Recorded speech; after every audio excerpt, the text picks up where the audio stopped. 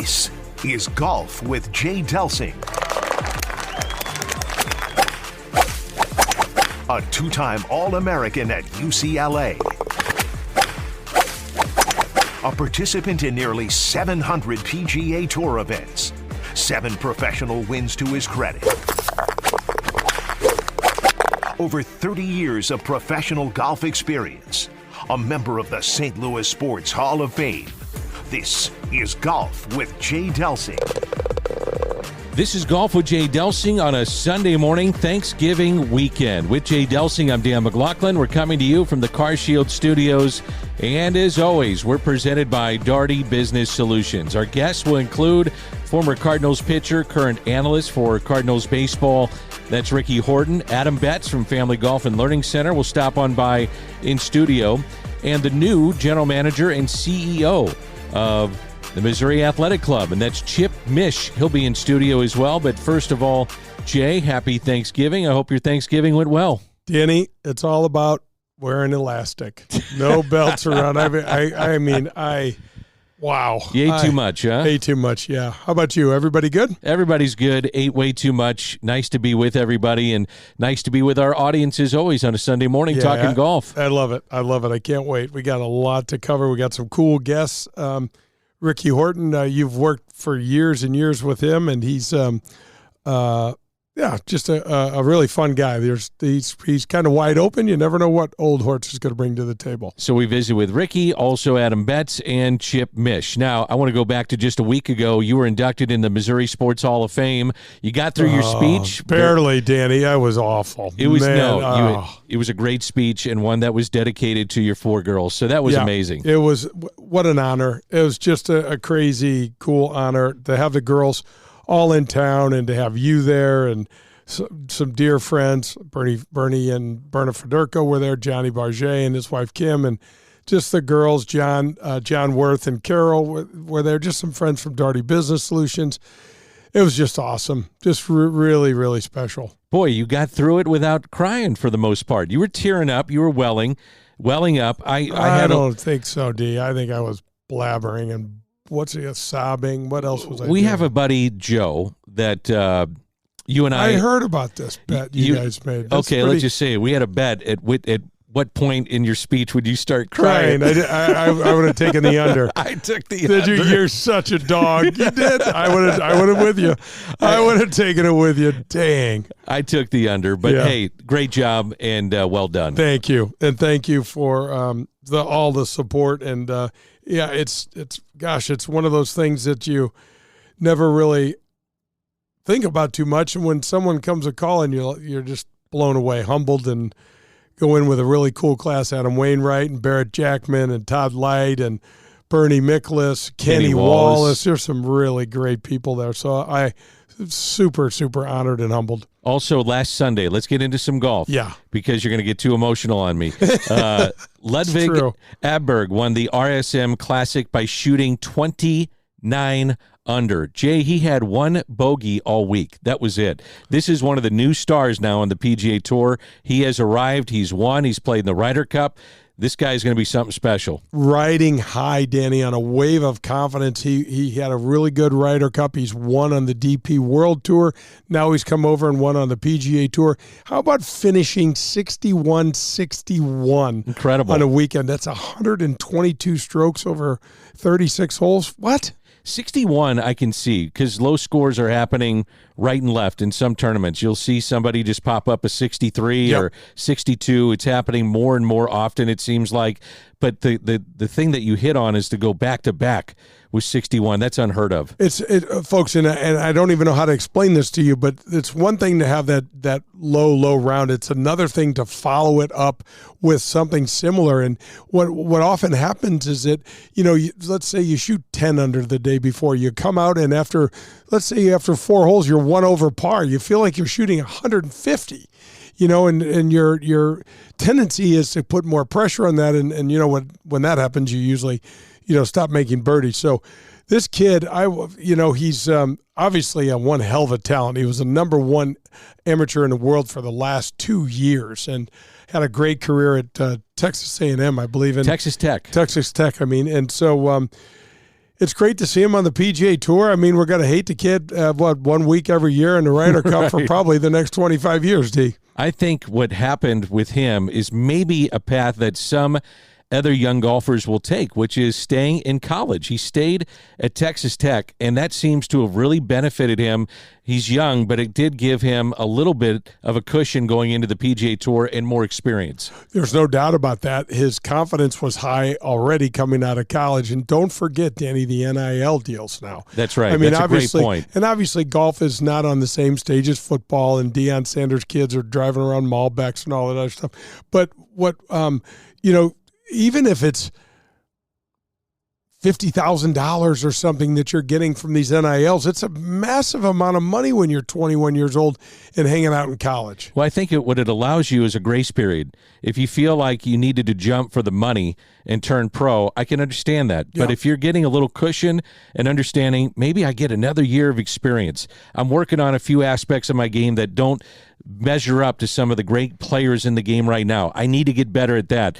That allows you a little cushion before you head to a professional tour. That's a great point. And Danny, the college life, it's fun as hell. It's not bad. No, it's fun as hell. He's playing golf, and he probably got his degree or somewhere close, maybe. If he's anything like some of our UCLA friends, he's close. He's in the field. Do you somewhere. want to name any of these former teammates of yours that may or may not have gotten their degree? Well, Steve Pate got his degree. Okay, 5 years, very good. Corey Pavin was on the 5.5-year plan, and I think he's a full-blown sophomore. Okay, that's not bad. I thought it'd be a freshman still. Yeah, yep. Duffy went 5 years. I'm not sure if he got his degree, and Tom Pernice Jr. definitely went 5 years. I'm not sure about that degree either. I like that back in the day you guys were still doing the 5-year tour. Oh, yeah. I got out in 4, and I got my degree. I was the first golfer that played at UCLA to get a degree in 4 years. Were you really? Yeah, that played on the team all the time. Sure.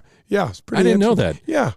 I did not know that. I'm full of all sorts of fun facts, Danny. Just ask me. I love that. Yeah, I'm sure. I love that Aberg did this. He had some guts, too. He had the lead, drove the green on a 408-yard hole where he had to go over water, took a chance. He could have hit that thing anywhere, and he's in the lead and says, the hell with it, I'm going for it. That takes some guts. Oh, yeah, absolutely. And, Danny, think about the degree of confidence he had in his game at the time. And, when you shoot 61 the day before and you come out and now you're 5 under. I mean, the hole looks like it's as big as a bucket, and there's a lot of things going well. I've told people all along, those were not my challenging days. I didn't have any trouble going from 5 under to 6 under to 7 under. My challenging days is when I didn't have a whole lot of game and I was floundering around even par, 1 under, 1 over. How to get that to 3 under makes a whole world of difference as opposed to shooting 74. And I shot way too many 74s. And you can imagine the difference. The difference between 69 and 74 is clearly 5 strokes. But there's this sense as an athlete that I don't have it, but I'm also 3 under par, and I'm scraping this thing around, and it is a huge confidence booster. One of the things that we're seeing right now with a guy like Aberg and some of the others on both the PGA Tour and the LPGA Tour, are you looking at the ages of these kids? Oh, my gosh. 23, 22, some are teenagers and turning pro. There is a wave of youth movement right now on both tours. Yeah, there's no question. And, Danny, we had seen in the last 15 years on the tour, the average age of the kid getting their PGA Tour card for the first time, 27, 26 and a half years old. And now these kids are, like you said, 21 years of age, something like that. They're barely able to drink. They're coming out, and they are able to just go low. We are talking news and notes here on Golf with Jay Delsing. Again, our guests will be Rick Horton, Adam Betz, and Chip Misch, the new GM over at the Missouri Athletic Club. Tiger Woods slated to play. This is great news. Play in and host the World Hero Challenge in the Bahamas. So apparently his health is good enough at this point, Jay Bird, to at least give it a go and see what he's got. I can't wait, Danny. And I think this is going to sound, whatever. 4 rounds of golf for Tiger in a competitive environment. That's what I want to see. Yeah. I want to see the evolution from round 1 to round 4. Hopefully he can walk it. He can make it through, and we'll get a decent assessment, because we've talked about this on the show I don't know how many times. I mean, what does Augusta look like for him? Are we finished? I mean, the poor guy, since he's had a withdrawal last time. I know. He the last event he played was April at Augusta. Now he's had his ankle fused together, and now we've got all this. So what is reasonable to expect from him? What do you think it is?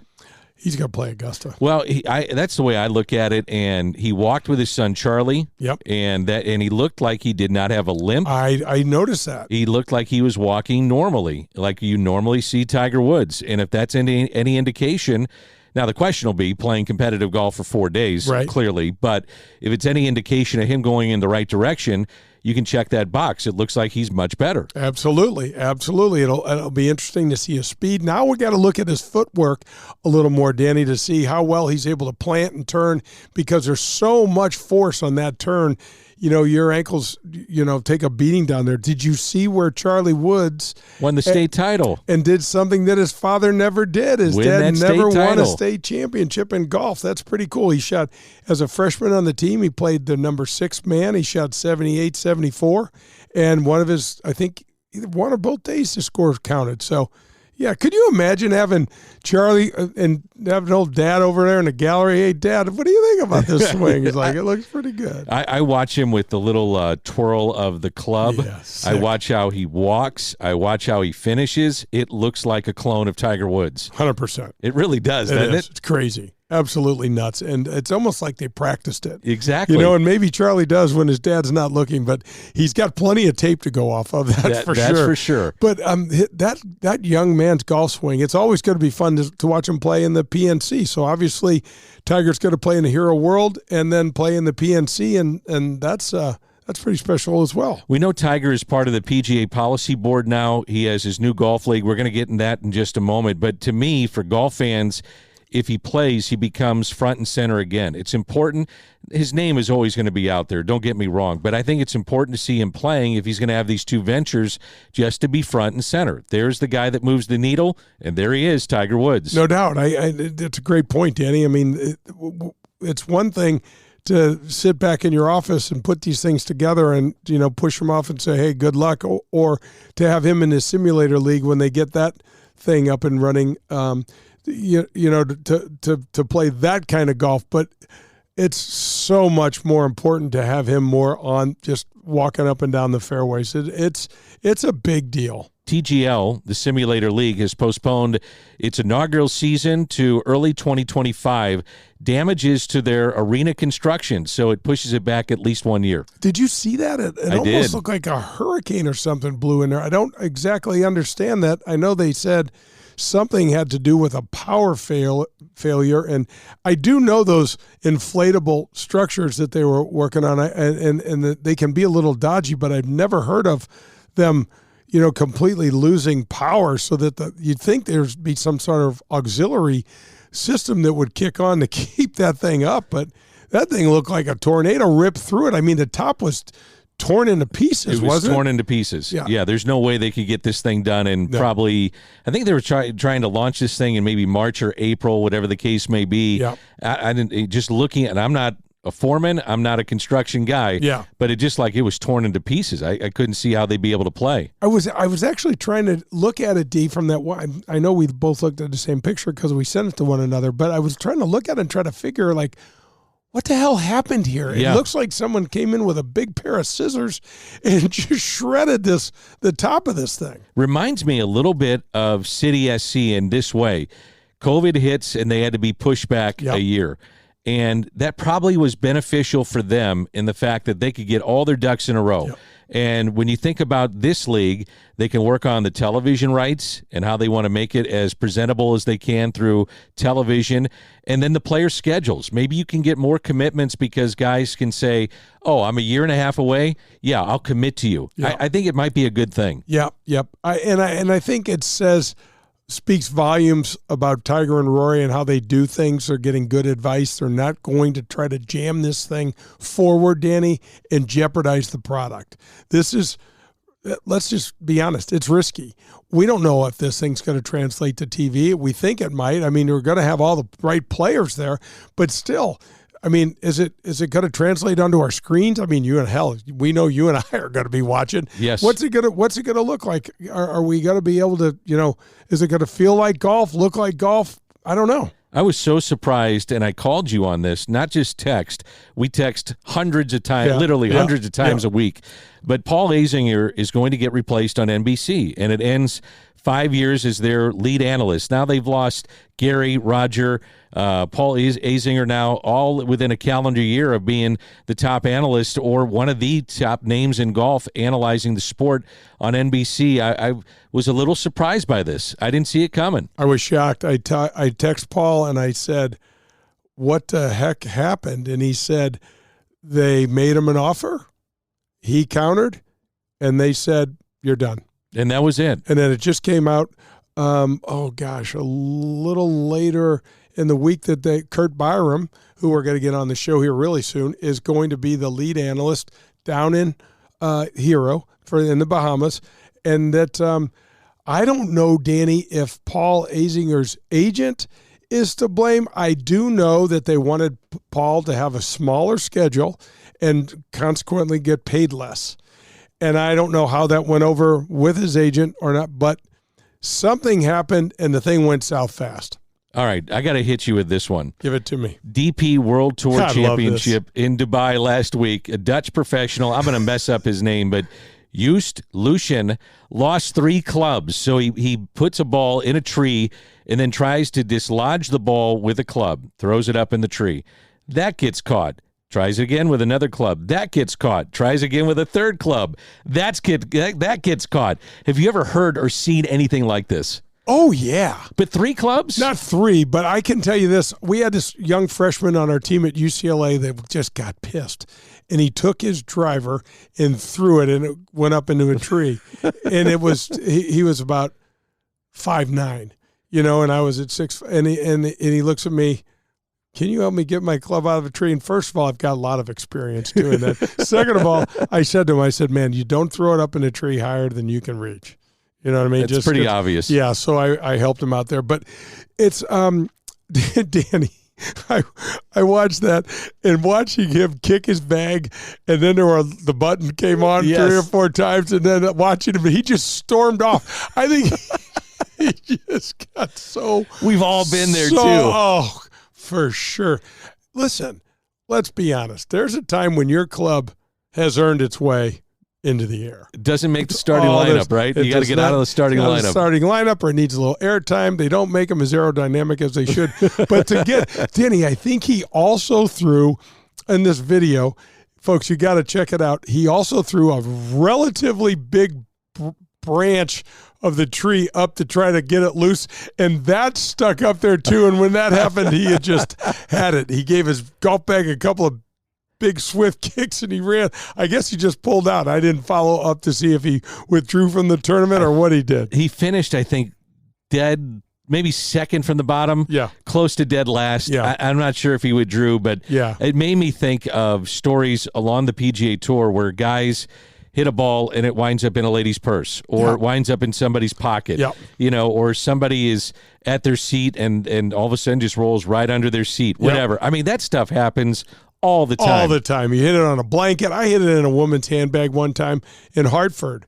And I'm like, you got any money in there? I looked in this bag, and she had like more paraphernalia, brushes and mirrors and I think an extra pair of shoes. And I'm like, is this an overnight bag, or do you just carry this thing around? She's like, my whole world's in there. I'm like, well, now my golf ball's in there. That's awesome. Yeah, so I had to get a ruling. It's interesting. What is the ruling? So you because the ball has not found a place on the ground to sit, you got to get as close to you can to where that was and drop it.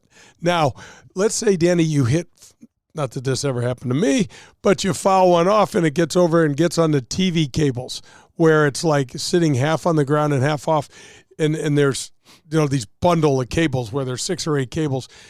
because it has determined a place on the ground, you've got to move all the cables and then set it back on that place. So you place that one. But it happens so much more than you'd imagine. And in today's world, with the way the boys hit their driver and how, they don't care if they hit it in the fairway, the balls are flying everywhere. Did you ever see somebody pick up the ball and walk with it and use it as like a souvenir? You know what I'm saying? Oh, that happened all the time, and then you'd have to run down and get them. Or if no one saw it, because I wasn't always playing in front of the biggest galleries, it's a lost ball. Some people would do that. They just like, here's a golf ball. Like, That's what I mean. Pick that up. I got to tell you a story. So I am an amateur, and I'm playing in the St. Louis Open, and we're playing at Normandy. Okay, and so I think I'm a junior at UCLA, and I was just home for it, and it was 1,000 degrees, and we're going to go out and play. So I'm having a nice tournament. I'm not going to win the thing, but I'm an amateur and playing against some pros. And in fact, I played with Jim Thorpe's brother, Chuck, who did wind up coming close, if not winning. But anyway, you played the old Normandy. There's kind of zigzaggy holes they're crossing over and everything. And my dad is following me. My dad would always hide behind trees, and he'd stick his head around the tree, and I'd be looking at my putt, and I'd see my dad on my through line looking behind the tree. I'm like, Dad, just stand there. Don't keep poking your head in and out. I keep seeing your head flying through this. So we're standing there, Danny, and there's a weight on one of the short par threes. I think it's like 13 or something. And I look over at my dad, and he's got like a pocket full of golf balls. Like there's 2 or 3 golf balls in his pocket. And then I happen to glance over, and there's an old pro that used to be at Norwood when I was a kid. His name was Bobby Eldridge, and he was playing as a pro in the event. And he looks at me, and we kind of catch eyes, and I said, he said, Jay, have you seen my golf ball's gone? Oh, no. And I'm thinking, my Dad's got it. Balls in his pocket. My dad's got golf balls in his pocket. And so I said, I have not. And I said, and I walked, and I didn't say this out loud, but I said, Dad. I said, Bobby, what are you playing? He said, a Titleist 2. I said, Dad, you got a Titleist 2 in your pocket? He goes, yep. And I said, Bobby, my dad has accidentally picked it up and will return it and show you where it is. My dad takes this ball out of his pocket, D, and he just kind of drops it, and it rolls smack flush up against the base of a tree. And my dad goes, it was right there. No. And I'm like, Dad. And he goes, son, it was right there. Is that right? And Bobby looked at me and wanted to kill me. I bet. And my dad. And I'm like, I don't know what to say, bro. Oh, no. So he just had to play it from there then. Had to play it from there. And I said to Dad, do not, for any reason, pick up any golf balls out here. I didn't even ask him who the other ball in his pocket was. No. Oh, Dad.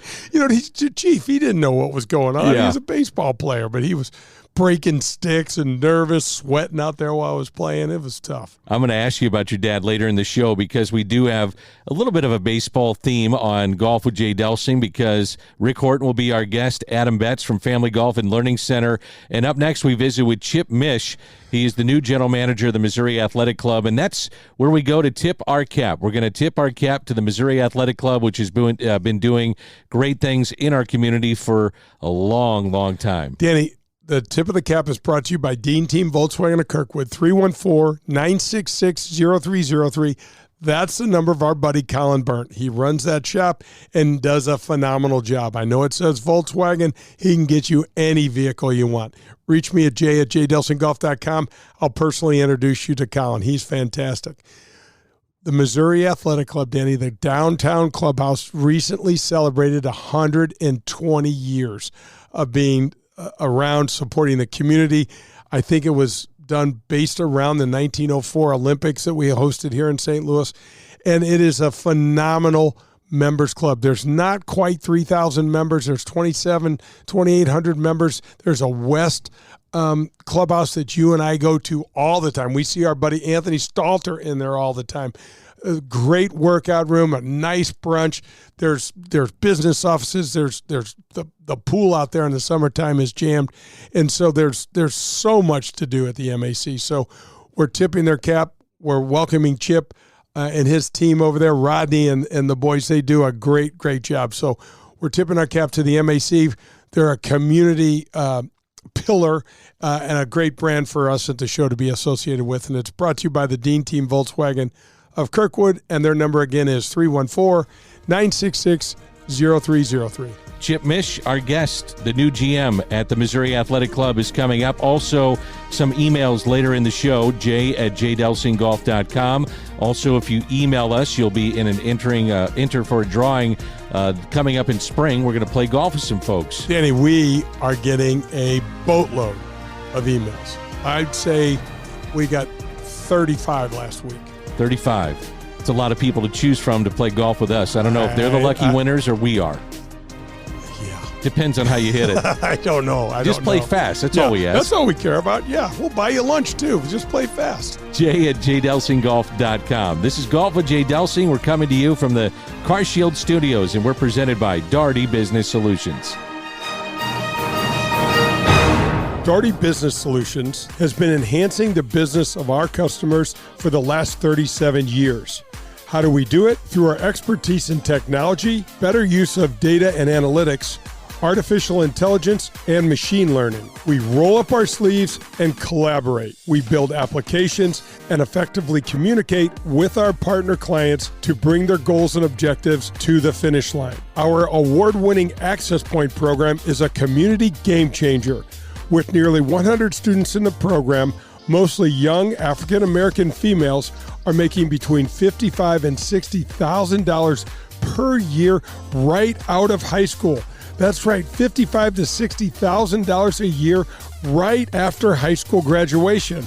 That's when they begin their training. CEO Ron Daugherty believes the talent is equally distributed, but access to that opportunity is not. So here's Access Point, providing more and more opportunity for those in and around our community. It's Daugherty Business Solutions. Get ready to watch the legends of golf up close when they compete at historic Norwood Hills Country Club right here in St. Louis. The Ascension Charity Classic will be back again with some of golf's greatest names: Steve Stricker, Padraig Harrington, John Daly, David Duval, Bernard Longer, Justin Leonard, David Toms, and more will compete, returning September 3rd through the 8th. Visit AscensionCharityClassic.com for information. Are you driving an out-of-warranty car? It's only a matter of time before your out-of-warranty vehicle is in the shop costing you thousands of dollars. Auto repair costs are up nearly 20% from last year, which is 4 times the rate of inflation. If an unexpected breakdown happened today, would you be ready for that? Well, now you can be with a plan through CarShield. Even if your car is just over 3 years old, it's still prone to expensive costs. Your car is more than just getting you from point A to point B. Traveling by car is a way of life. From picking up your kids to going to a new restaurant, cars are a daily essential. When you enroll in a car protection plan through CarShield, you can look forward to the following. The price will never go up no matter how many claims you file, or no matter how high the mileage on your car increases. CarShield offers protection plans that start as low as $100 per month. That's $100 per month. They have repair coverage for up to 5,000 different parts of your vehicle. Plus, when your car breaks down and you're stuck on the side of the road, you get 24/7 coast-to-coast roadside assistance. You also get complimentary towing and rental car options. CarShield has my back when my car breaks down, and they can have yours too. Call CarShield today at 800-465-6550 or visit carshield.com. It's CarShield, proud sponsor of the Golf with Jay Delsing show. This is Chris Nagel.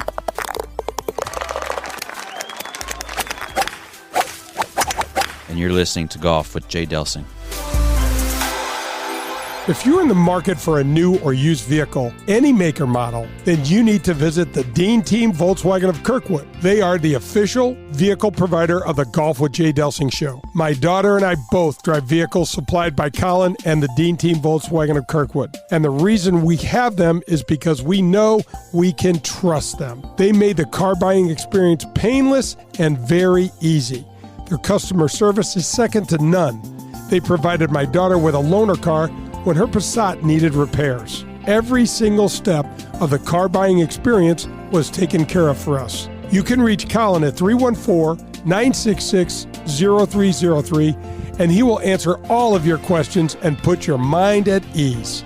The Dean Team Volkswagen of Kirkwood has new or pre-owned vehicles to be purchased or leased, whichever you prefer. Once you visit the Dean Team Volkswagen on Manchester and Kirkwood, you'll become a customer for life because they'll treat you like family. The Dean Team Volkswagen of Kirkwood, the official vehicle provider of the Golf with Jay Delsing show.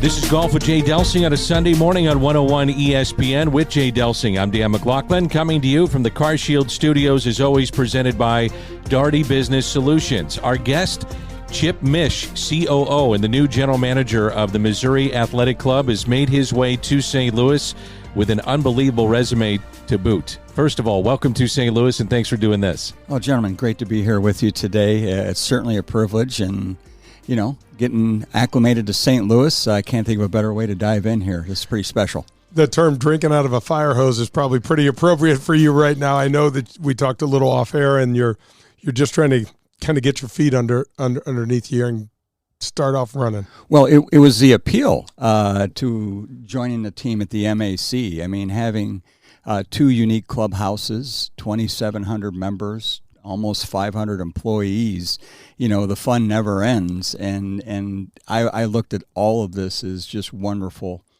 opportunity, and the chance to get back to the Midwest is pretty cool too. So a chance to get back to the Midwest. Give us a little idea of your Midwest roots. Sure. Well, I grew up in a small farm town, Rensselaer, Indiana, which is about 100 miles south of Chicago. And Mom and Dad are still there, but I graduated of Purdue University. And Boilermaker, huh? Boilermaker, yeah. We're looking pretty good right now in basketball. You don't want to talk football, do you? Not right now. There's always next year. But I'm excited, and part of that too is to get back and form some relationships I had there with the hospitality school, which is important to me to get back a little bit. So looking forward to that as well. And I'm also hoping that Zach Edey makes a return trip for Player of the Year, so we can honor him again at the MAC. Yeah, it's one of the great things that you do. All the different events that you have included in there is the Jack Buck Awards, which is right around the corner.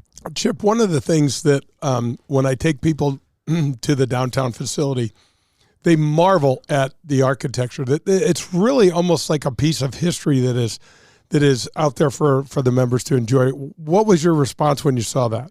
It's extraordinary, and we just celebrated our 120th anniversary. Wow! So we've been around a little while, but just to see, the historical elements is also really cool. I mean, it was, formed to be part of the 1904 Olympics, I believe, and all of those elements. And you see some of the photos of the past and how the club's evolved. I think they've done a terrific job just staying true to their history as an athletic club. But what I also like about the MAC is just its ties to the community. You've got, business leaders from all elements of the St. Louis community, so our ties are pretty deep and broad. And I admire that a lot about the MAC. So this is a golf show. MAC, though, is tied into a lot of golf entities. Let's get into that a little bit for fans that don't know that. Well, we're an athletic club. Yeah. So we have some wonderful partnerships, probably most notably with Glen Echo Country Club. We've got approximately 135 members out there, just sports enthusiasts. And I've talked to many members that play golf every day throughout the summer months. So I view that as a strength and, something we can also build on. I'm also amazed, coming from South Florida, which is the center of the universe for golf, but the quality and the caliber of the golf courses and clubs you have here are just world class. It's been fun to get out and play a little bit and experience those. There's a lot to see here. It's really neat to for the folks that don't realize, you guys do fundraisers.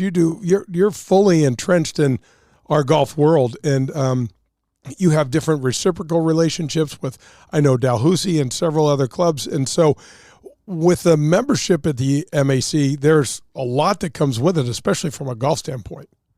Yeah, without a doubt. And I think that what also appeals to me about the MAC, in addition to these offshoots when you think about golf, is just the other layers that defines the membership there. We've got groups that are tied to legal. outreach groups. We've got a men's singing group called the Apollos that just celebrated their 80th anniversary, believe it or not. Wow. We've got Danny, you going to be on that Apollo? No, I'm not. I don't Sorry want to ruin it. We're looking for volunteers. You need to keep looking. So You're in the wrong studio. you both have great voices, so that's a starting point. But when you look at all those elements there, we just had our Women of Distinction event honoring women leaders in the community. Those are things that I just as I'm going through my first 100 days here, the layers that I'm like, wow, there's just so much more to this club. Chip Misch is our guest, COO and the new general manager at the Missouri Athletic Club. You guys don't toot your horns all that much, and you give back a lot to the St. Louis community and the region. So I'll ask you a little bit. What do you guys do in terms of the giving and making sure that you're a charitable arm of what St. Louis represents? Well, I think it also reflects the membership. They're just all about getting things done and not the fanfare that's necessarily tied to that. Most recently, and we actually celebrated again last night, the Youth and Family Center on the outskirts of St. Louis, where we were partnered up with them to renovate their gym for the young children in the community. That facility has just been transformed. Chip, one of the things that's impressive to me is that and you are in that hospitality world than I am, but to have a place downtown that is truly the center of culture for a hell of a long time, you said 120 years.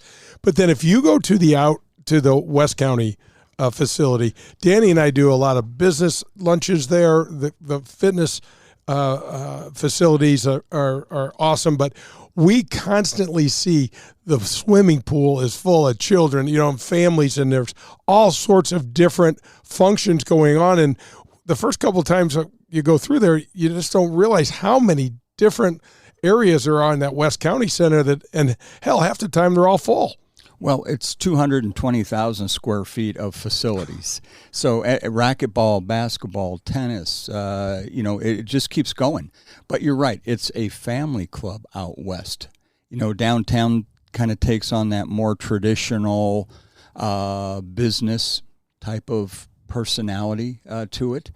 But out west, I think that as we look at the future and growth, we're really going to focus heavily on where we can expand out there, where we can refine what we already offer. I was amazed to learn our summer programming. In any given day, we have 350 kids there at the camps. Yeah, good luck trying to find parking. I'm one of those guys, which is a great problem to have. That's when you know you're doing something well. Is when you complain about parking all day long. I can deal with that. And you have plenty of parking. That's the thing. There's so many people going out there. Well, the church next door is a wonderful partner with us as well. But then you got the pool side, you got the fitness, you got all the elements, and then you can go upstairs to the 1903 bar, right, and have a really cool drink on the patio with friends. To me, that's the epitome of just a great private club. What's next on the horizon? What do you want to accomplish as a newer guy into the job? I mean, you have a lot of things that you want to keep going that are successful, but what are some things that you're maybe working on that you want to put your personal touch with? Well, we're an athletic club, and I want to really drive that element home and take it to next level. So I think that as we look towards our planning and how we look at facilities, it's really going to take on what is better in each of those capacities. I think, as both you gentlemen know, our professional team there, whether it's fitness or squash or training or whatever it might be, are just best in class. They are. So we want to give them everything they need to succeed and then some. When it comes to a brand, Chip, you're walking in, at least in my opinion, Danny feels the same way, that this is an iconic brand that's been around, as you said, for a long, long time. It's really something when you think about to have something that stands the test of time and that is there's still so much to talk about. It's remarkable. Well, one thing I will always say, the best clubs are defined by its membership. Everybody has swimming pools and good food and great cocktails and great entertaining opportunities, but it really comes down to the people, and that includes the employees. I think we're positioned very well for the long term. It's a great membership. I can't tell you how many people I've talked to in my first 100 days or so there that have said, I'm a third or fourth generation member. Right. I remember coming here with my grandpa would drop me off, and And then we'd have hamburgers on Saturdays. I mean, those are just great stories. I also think, again, being an athletic club, wellness and fitness is a sustainable business model. Sure. So I really think that we're going to position ourselves very, very well in the future in that regard.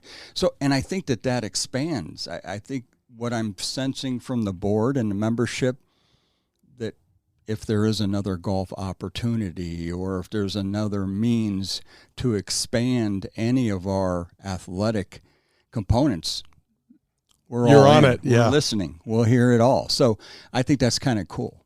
Finally, as we wrap this up, I guess you're finding out, and you probably already knew, this truly is one of the best sports towns in America. People truly care about sports. Professional, college, doesn't matter, amateur, they care about sports here in St. Louis.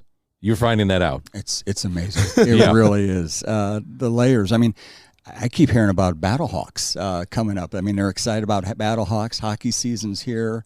It's extraordinary. And I'm also, being associated with the MAC, tied to the Sports Commission, really excited about the things they're looking to bring into St. Louis that's on the horizon with some of these athletic championships. It's pretty cool. Chip, it's a huge win for golf to have a brand like the MAC involved. And the fact that, it's expanding all the time, as you said, there's all the reciprocal arrangements. It's a big win for us. Absolutely. Chip, welcome to St. Louis. Thanks for doing this, and best of luck with everything you're doing with the MAC. It's a pleasure. Thank you so much. You got it. That's Chip Misch, the COO, new GM of the Missouri Athletic Club. This is Golf with Jay Delsing on 101 ESPN. Do you remember the golden rule? I'm sure you do, but just in case, it goes like this. Treat people the way that you'd like to be treated. At People's National Bank, that one statement is the cornerstone of what this bank is all about. Locally owned, with 23 locations in Southern Illinois and the metropolitan St. Louis area, People's National Bank parlays a robust menu of commercial or personal banking services you could possibly need with a friendly yet hardworking Midwestern attitude. Maybe you just want to do business with a bank whose entire team lives in the same neighborhoods as we do. If you're like me and doing business with someone you trust is important to you, then People's National Bank is the bank for you. Jason Rantham, local president, is here for you to call, and he'll answer any questions you may have. His personal cell is 314-974-2243. You can also find us online at peoplesnationalbank.com. People's National Bank is here for all of your banking needs. Hi, this is Adam Betz from Family Golf and Learning Center. At FGLC here in Kirkwood, we feature a double-decker driving range, 2 large grass tees with Tahoma Bermuda grass. You want to work on your short game? We have a short game area too, which features a 20,000 square foot green, 3 bunkers, and Zoysia surrounds. Also at Family Golf and Learning Center, don't forget about our 9-hole par 3 course, the indoor TrackMan simulators, and our performance center. If you're looking for the best golf instruction, regardless of skill, we can help. Find out more at FamilyGolfOnline.com. That's FamilyGolfOnline.com. Family Golf and Learning Center. We make St. Louis better at golf. Okay, so Marcone is the largest distributor of GE parts in North America. Check. You know about their support for backstoppers, first responders, and our men and women in the military. Check that also. Well, here's their latest community venture. It's called Wreaths Across America. This year, Marcone will place 1,000 Christmas wreaths on the gravesites of our fallen military heroes in 10 different cemeteries around the country, from Dallas to Delaware, Western New York to Houston, New Jersey to right here at Jefferson Barracks. Each of these locations and more will have wreaths delivered and respectfully placed on a gravesite. Remember the fallen, honor those who serve, and teach the next generation the value of freedom. That's the mission of the Wreaths Across America program. So join the Golf with Jay Delsing show and Marcone and sponsor a wreath, volunteer, or partner with us to support our military. Saturday, December 16th is National Wreaths Across America Day. So get involved. That's Marcone and Wreaths Across America. Hey St. Louis, Eddie McVeigh here from Maggie O'Brien's. When you head downtown for a concert or cards or blues game, and now for the St. Louis City soccer game, please come see us at Maggie O'Brien's before and after your event. Take our shuttle to and from or stay in-house and watch your favorite team on our multiple high-def TVs. We look forward to seeing you soon at one of our 2 locations in Sunset Hills on South Lindbergh or downtown at the corner of Market and 20th Street. Union Station is next to us. I'd like to welcome I Promise to the Golf with Jay Delsing show. What is I Promise, you ask? It's a St. Louis-based company with the most clinically backed eye health performance supplement brand with over 20 years of eye health expertise and nutrition science. It's all natural, and their cutting-edge science and technology has helped I Promise forge many exciting new golf partnerships, like with the PGA of America, the Titleist Performance Institute, the Ledbetter Academy, and many more. Perhaps the most exciting component for me is that all of this new improvement is measurable. I can tell you that in my case, my initial score was around 0.25, and after taking the I Promise product for 2+ months, my score soared to almost 0.60. It had more than doubled. I can now read the greens better because I'm not really dealing with as much glare and trying to manage that, and I squint much less when I'm playing golf. And you don't have to take it from me. Check out what Padraig Harrington has to say about this product. He is playing some of the best golf of his career in his early 50s, and he swears I Promise has helped improve his short game. Check out I Promise. That's I Promise, the company helping us to see better, play better, and live better. Visit them at ipromise.com.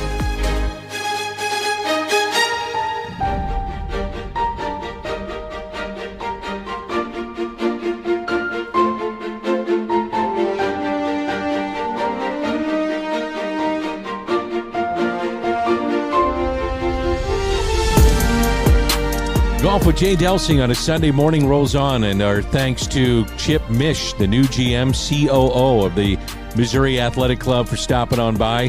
Boy, the MAC's doing a lot, and they're getting involved more and more in the game of golf. No, they really are. And like I said to Chip, it's to the benefit of all we golfers and that love the game to have something, a brand and the weight of an MAC to be behind us. And I really feel like, Danny, they're just starting. I mean, I just had this sense from talking to Chip that he's got a lot up his sleeve. He looks like a really highly accomplished guy, really fun to talk to. And, man, it was impressive. You know, he hasn't been here that long. And we were popping him with a bunch of good questions, and I loved what he had to say. I love that they have reciprocals across the state, Dalhousie being one, but they're really connected to Glen Echo. Yep. Glen Echo, man, has been here a long time. That's a fun place to be. It is. And, Danny, Glen Echo reminds me so much of the way that I grew up playing. There's not a level eye on the place. You're uphill, you're downhill, you're on side hill, the greens sit up, the greens are sloping this way, that way. It's not a long golf course, but there's a lot of things that are equalizers out there, and the lies are one of them. You grew up in Norwood. Did you play Glen Echo much? We did. We played right a down little the bit. street. Yeah, it's just right down the street. We did. Yeah. And, you know, D, when I was a kid, any club that would have me, I played. Yeah. I'm like, yeah, so for sure I'm coming over. Historic Glen Echo, because that ties in as well to the 1904 Olympic Games. I don't know if you knew that. Yeah, and it's incredible, but it's they hosted the Olympic Games at Glen Echo in 1904, and it's the oldest golf course west of the Mississippi, I believe, D. So that is more history than maybe you were looking for here on Golf with Jay Delsing. We both love their clubhouse. We went over there one day spectacular. and just had lunch over there, and I think we ran into the big O, Orlando Pace and his boys, and that was a lot of fun. Yeah, remember I went up to the Big O and I said, if you hit into us, you're going to have problems with me. And then I just kind of walked away with my tail between my legs. I said that to Orlando, and you were looking at me like, what's wrong with you? To stop that. Yeah, if this guy, he could kick both of our asses Being with one hand. Oh, my gosh. He's lost, what did he tell us? He's lost like 40 pounds, something like that. In his playing weight. And he looks awesome. He does look awesome. Big man. He is an NFL Hall of Famer that played tackle, played at a bigger size, and he's still a big, big man. But, man, could he move. He was so good. He was so athletic. Great feet at that position. Yep. And not a bad golf swing either. No, and he's the loves best the thing game. is, it's like, who doesn't want to have someone, the quality of human being like Orlando Pace, supporting the game and opening doors wherever he can? That's awesome. So we've got Adam Betz coming up as well. Ricky Horton will be our guest coming up in hour number 2. Adam Betz, lots to get into. They've won a bunch of awards at Family Golf and Learning Center, a ton coming up, so we'll ask him about that.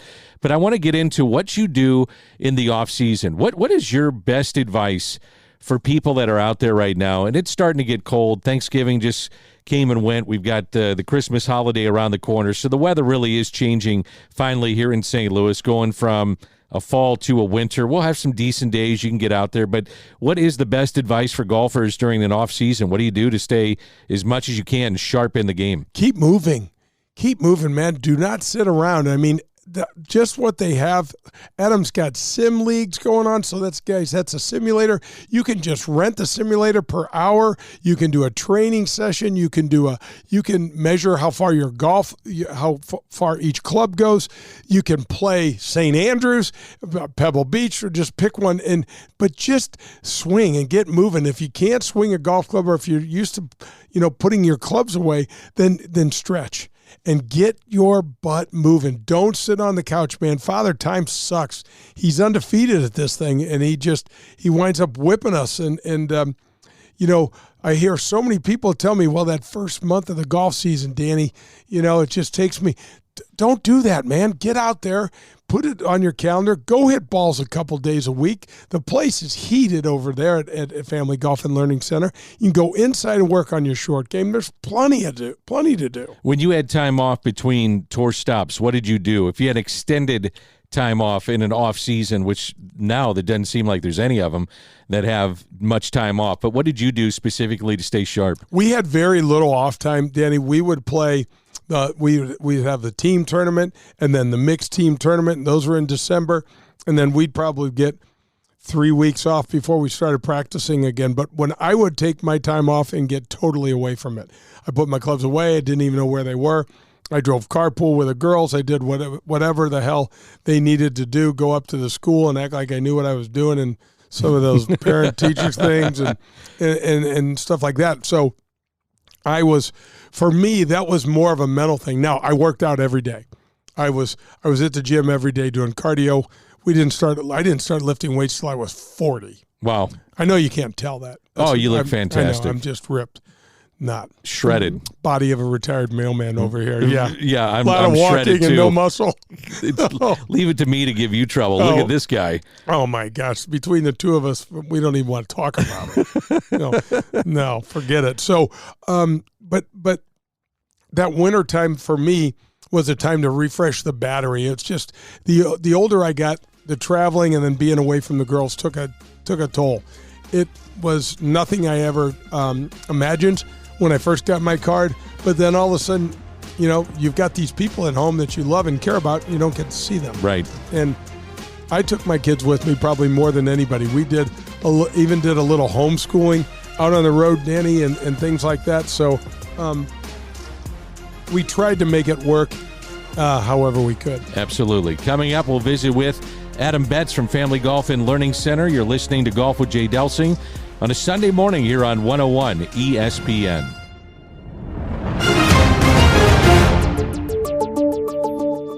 Powers Insurance and Risk Management is a family-owned local business that's been helping our community for over 200 years. In the always confusing world of insurance, Powers Insurance provides clarity, exceptional service, and the latest in cutting-edge products to deliver the highest quality in property and casualty coverage, as well as strategic planning consultation services. Powers Insurance and Risk Management will partner with you. That's right, partner with you to customize the right coverage for you and your family. Tim Davis, the Chief Operations Officer, will personally sit down and talk you through the ins and outs of your policies. They are experts at helping you control your workplace expenses and helping to guarantee the safety of you and your employees and their needs. You can visit them at powersinsurance.com. That's powersinsurance.com for all of your insurance needs.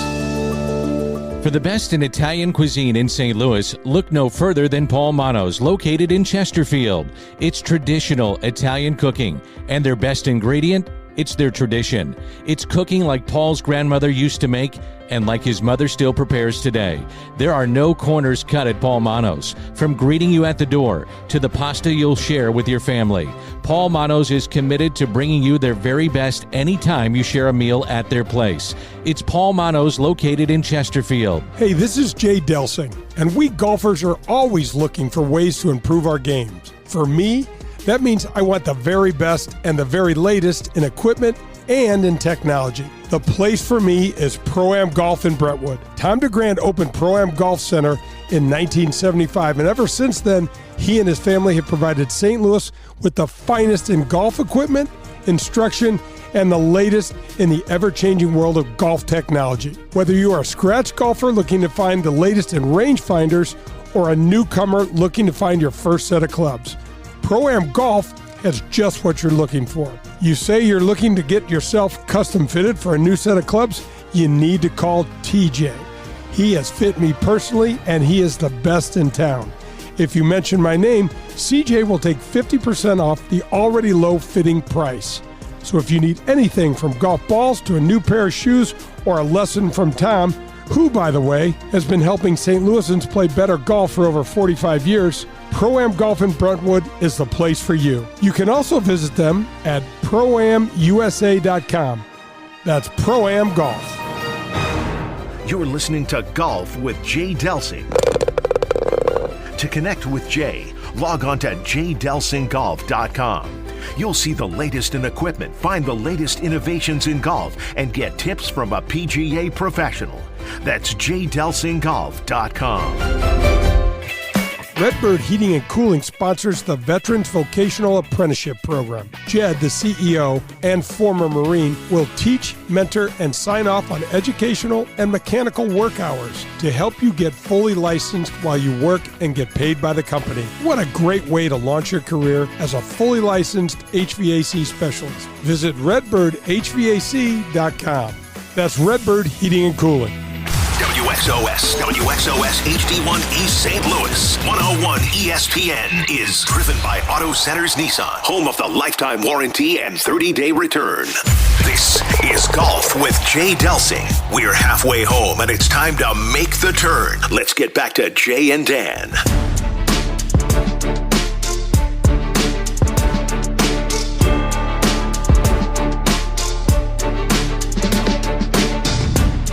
This is Golf with Jay Delsing on a Sunday morning, Thanksgiving weekend. Happy Thanksgiving, everybody. That's Jay Delsing. I'm Dan McLaughlin, and we welcome in the owner and proprietor of Family Golf and Learning Center located in Kirkwood, one of our great sponsors on Golf with Jay Delsing, and that's Adam Betz. Boys, the holiday season is here, so you're in full swing, aren't you? We're in full winter mode almost. You know, the temps have dropped, and we're rocking and rolling with some simulators. Sim leagues are going, and the heated it. bays are rocking. Those heaters are singeing hair off people's heads. Yeah, it's awesome. It's going well. We've got to get people to make sure, Adam, that they don't sit on their butts through the winter and they get out to your place.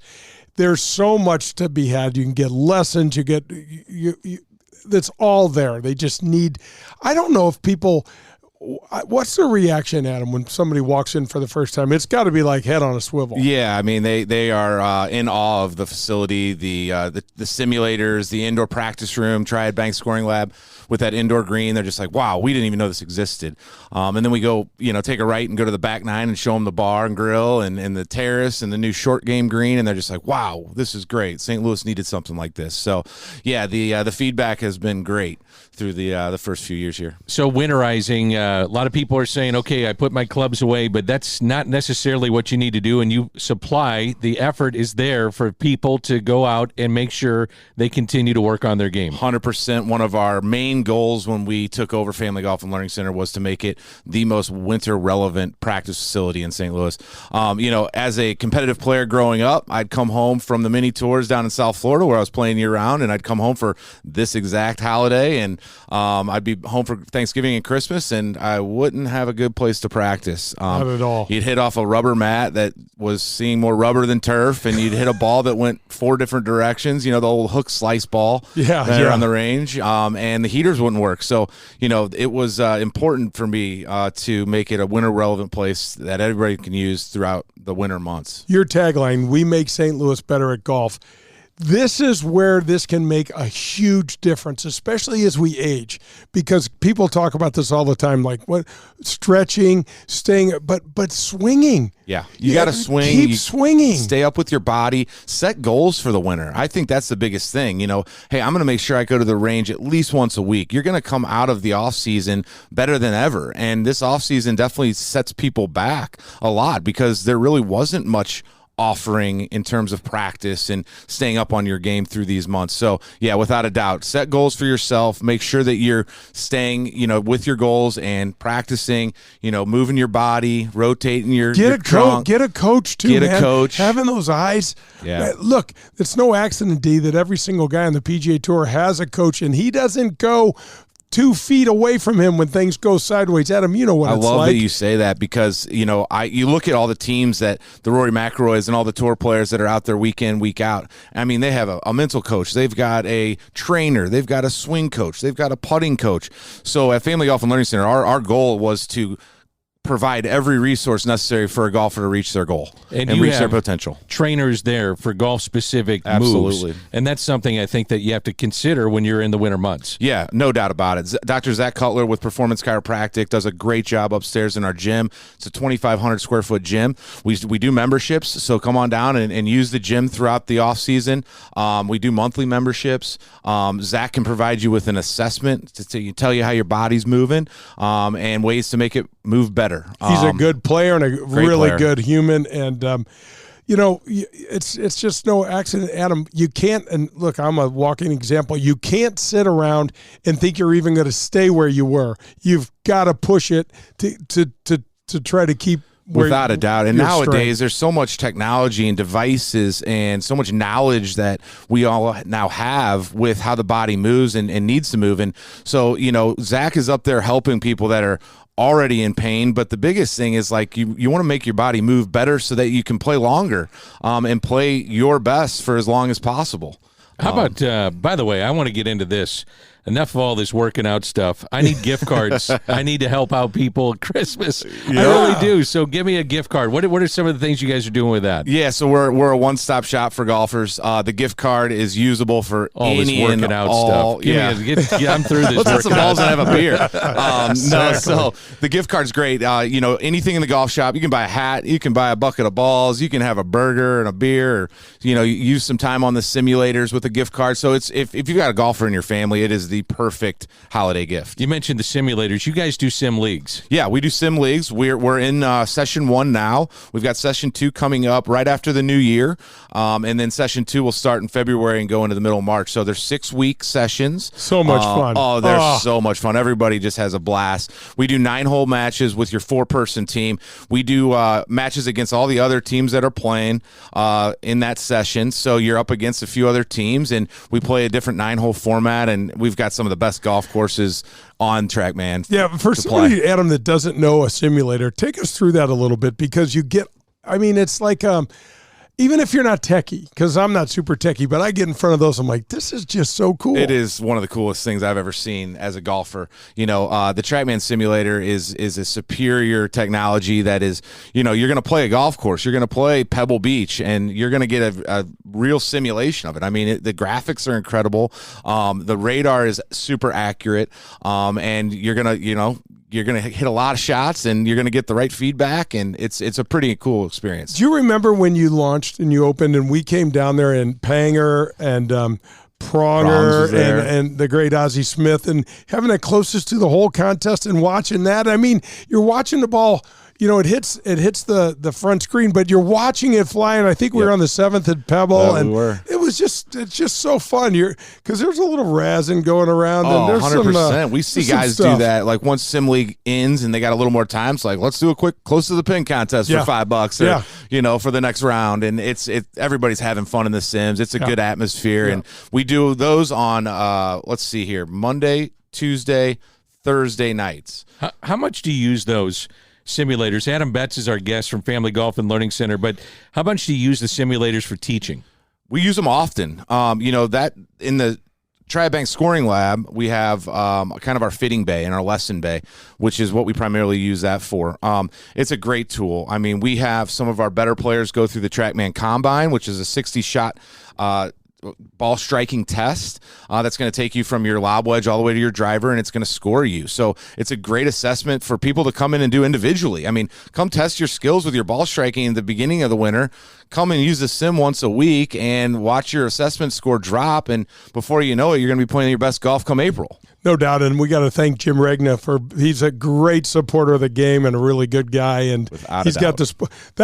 I got to say, that's my favorite room in your. That scoring lab is, when I walked in there, I'm like, I'm not going anywhere else, because you also have a bay in there for your an additional TrackMan. You could go, you can do fittings in the winter. Yeah, you really absolutely. can, folks. You're looking at a new set of clubs, or someone gives you a gift certificate to Family Golf and Learning Center, and you get a new set of clubs. Get in there and get fit for that set of clubs before you do it. Yeah, if your husband or the golfer in your family is looking for new clubs, don't just go out and buy them a driver.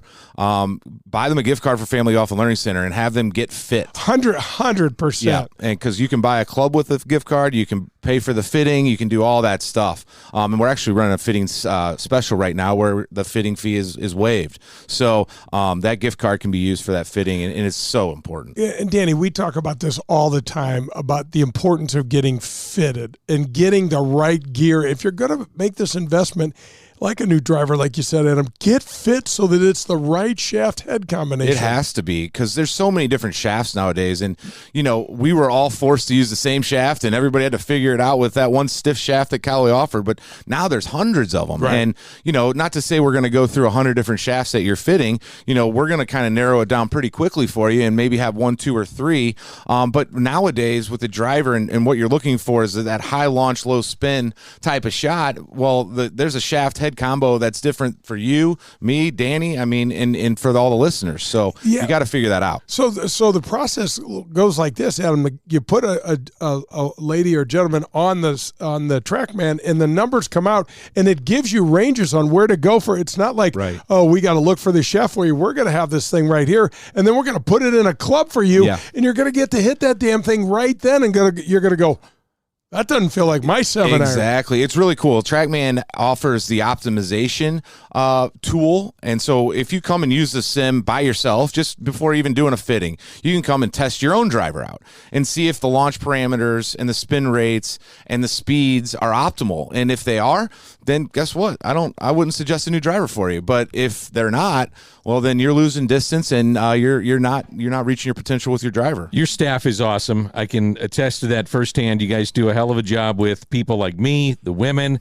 girls, the schools, kids, all of them. But you have a lot of awards coming out end of year now. Your director of golf took home a lot of hardware. Yeah, he cleaned up this year, man. We're super proud of Blake Charmatero. He's PGA member and director of golf.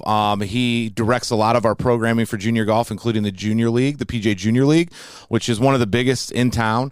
It's a fantastic league. We run, team versus team, 2-person scrambles with the kiddos, and the kids love it. It's so fun watching him strategize. But he's turned that program into one of the top 10 programs in the country. And so he's won the Youth Player Development Award this year.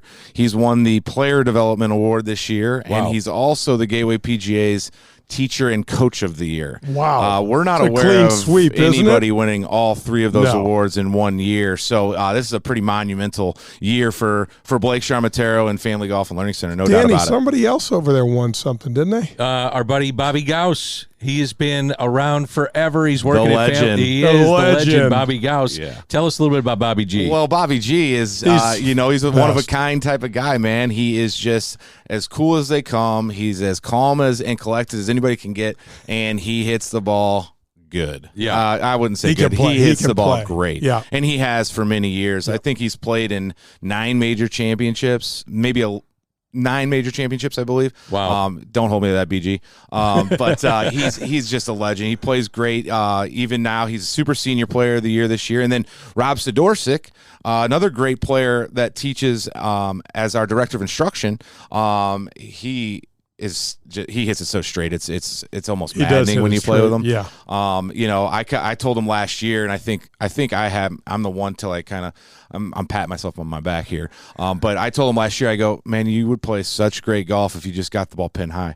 I go, you hit it so straight. Right, I go, yeah. all last year he was just short of the green. He's a great pitcher of the ball, but he got the ball pin high, and guess what? He qualifies for the senior PGA National Championship, and that's how you get into the senior PGA Championship. He played great down there. He shot even par and got into the senior PGA Championship. That's going to be played at Harbor Shores up in Michigan in May. So we're excited for Rob. Guy named Adam Betz also took home some hardware as well. That's what I was thinking. How about that? That I was lucky enough to win the Public Merchandiser of the Year award, which there's not a whole lot of luck. It's pretty cool. We've created a brand, and we've got a golf shop that's unique. It provides a lot of what you'd find in a normal golf shop, but a different type of feel. And the brand kind of stands alone in our town and stands for something pretty special. And we're glad we're making an impact that way too. I don't know if people know where you are, Adam, but tell them where you are. And if they haven't been there in 3 or 4 years, man, they got to come down and check it out. It's nothing. They're going to be blown away. Yeah, come on down, check us out, come into the golf shop, have a conversation. We're very welcoming, and the environment is really great. We are located down on Marshall Road off of Tree Court Industrial and Boulevard. That's right where the Kirkwood Athletic Fields used to be. Easiest ways to get there is kind of Geyer and 44 or Big Bend and 270. Yep. It's pretty easy to find. We all can plug it in our maps. So. And you can plug it in on your phone in terms of finding your website. So tell us about your website very quickly. Yeah, our website's easy. It's www.familygolfonline.com. You can get all the information about all these programs. You can sign up for your sim league. You can buy a gift card, and you can find our location that way. Check us out online or come down and just walk on in. Always great to have you in studio. Thanks for doing it. Always good being with you guys. Thanks so much. Adam, congrats, and keep doing it. We need you there, man. Yeah, we're happy to be here in St. Louis making an impact and making a difference in the golfing community. That's Adam Betz. This is Golf with Jay Delsing. We're presented by Daugherty Business Solutions. Hey, this is Jay Delsing for SSM Health Physical Therapy. Our golf program has the same screening techniques and technology as the pros on the PGA Tour use. SSM Health Physical Therapy has the Titleist Performance Institute trained physical therapists that can perform the TPI screening on you, as well as use the K-Vest 3D motion capture system. Proper posture, alignment, etc. can help you keep your game right down the middle. We have 80 locations in the St. Louis area. Call 800-518-1626 or visit them on the web at ssmphysicaltherapy.com. Your therapy, our passion. Get ready to watch the legends of golf up close when they compete at historic Norwood Hills Country Club right here in St. Louis.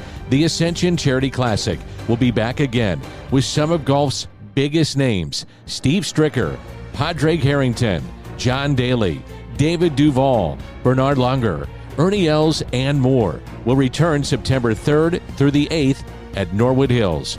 All tournament proceeds go to area charities serving North St. Louis County youth and families. Sponsorship opportunities, pro-am foursomes, and more information available for you at AscensionCharityClassic.com.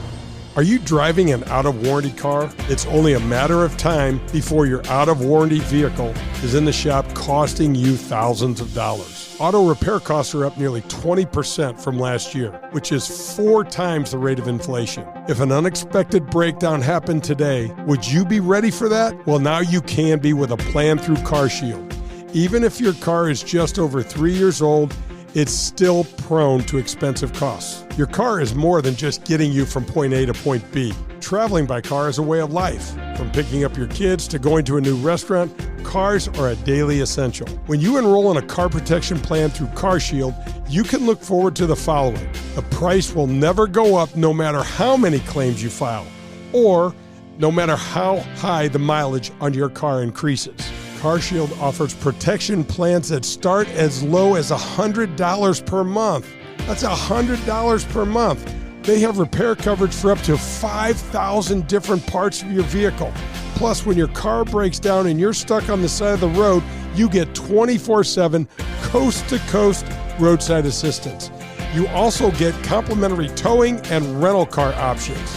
CarShield has my back when my car breaks down, and they can have yours too.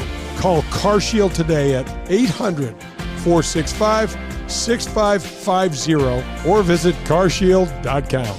It's CarShield, proud sponsor of the Golf with Jay Delsing show.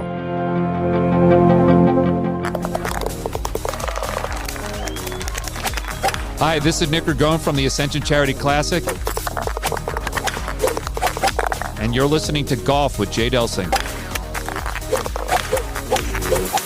Darty Business Solutions has been enhancing the business of our customers for the last 37 years.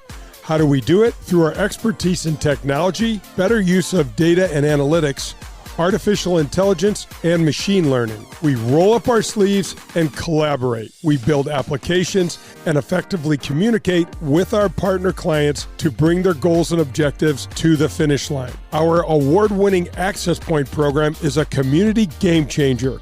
With nearly 100 students in the program, mostly young African-American females are making between $55,000 and $60,000 per year right out of high school.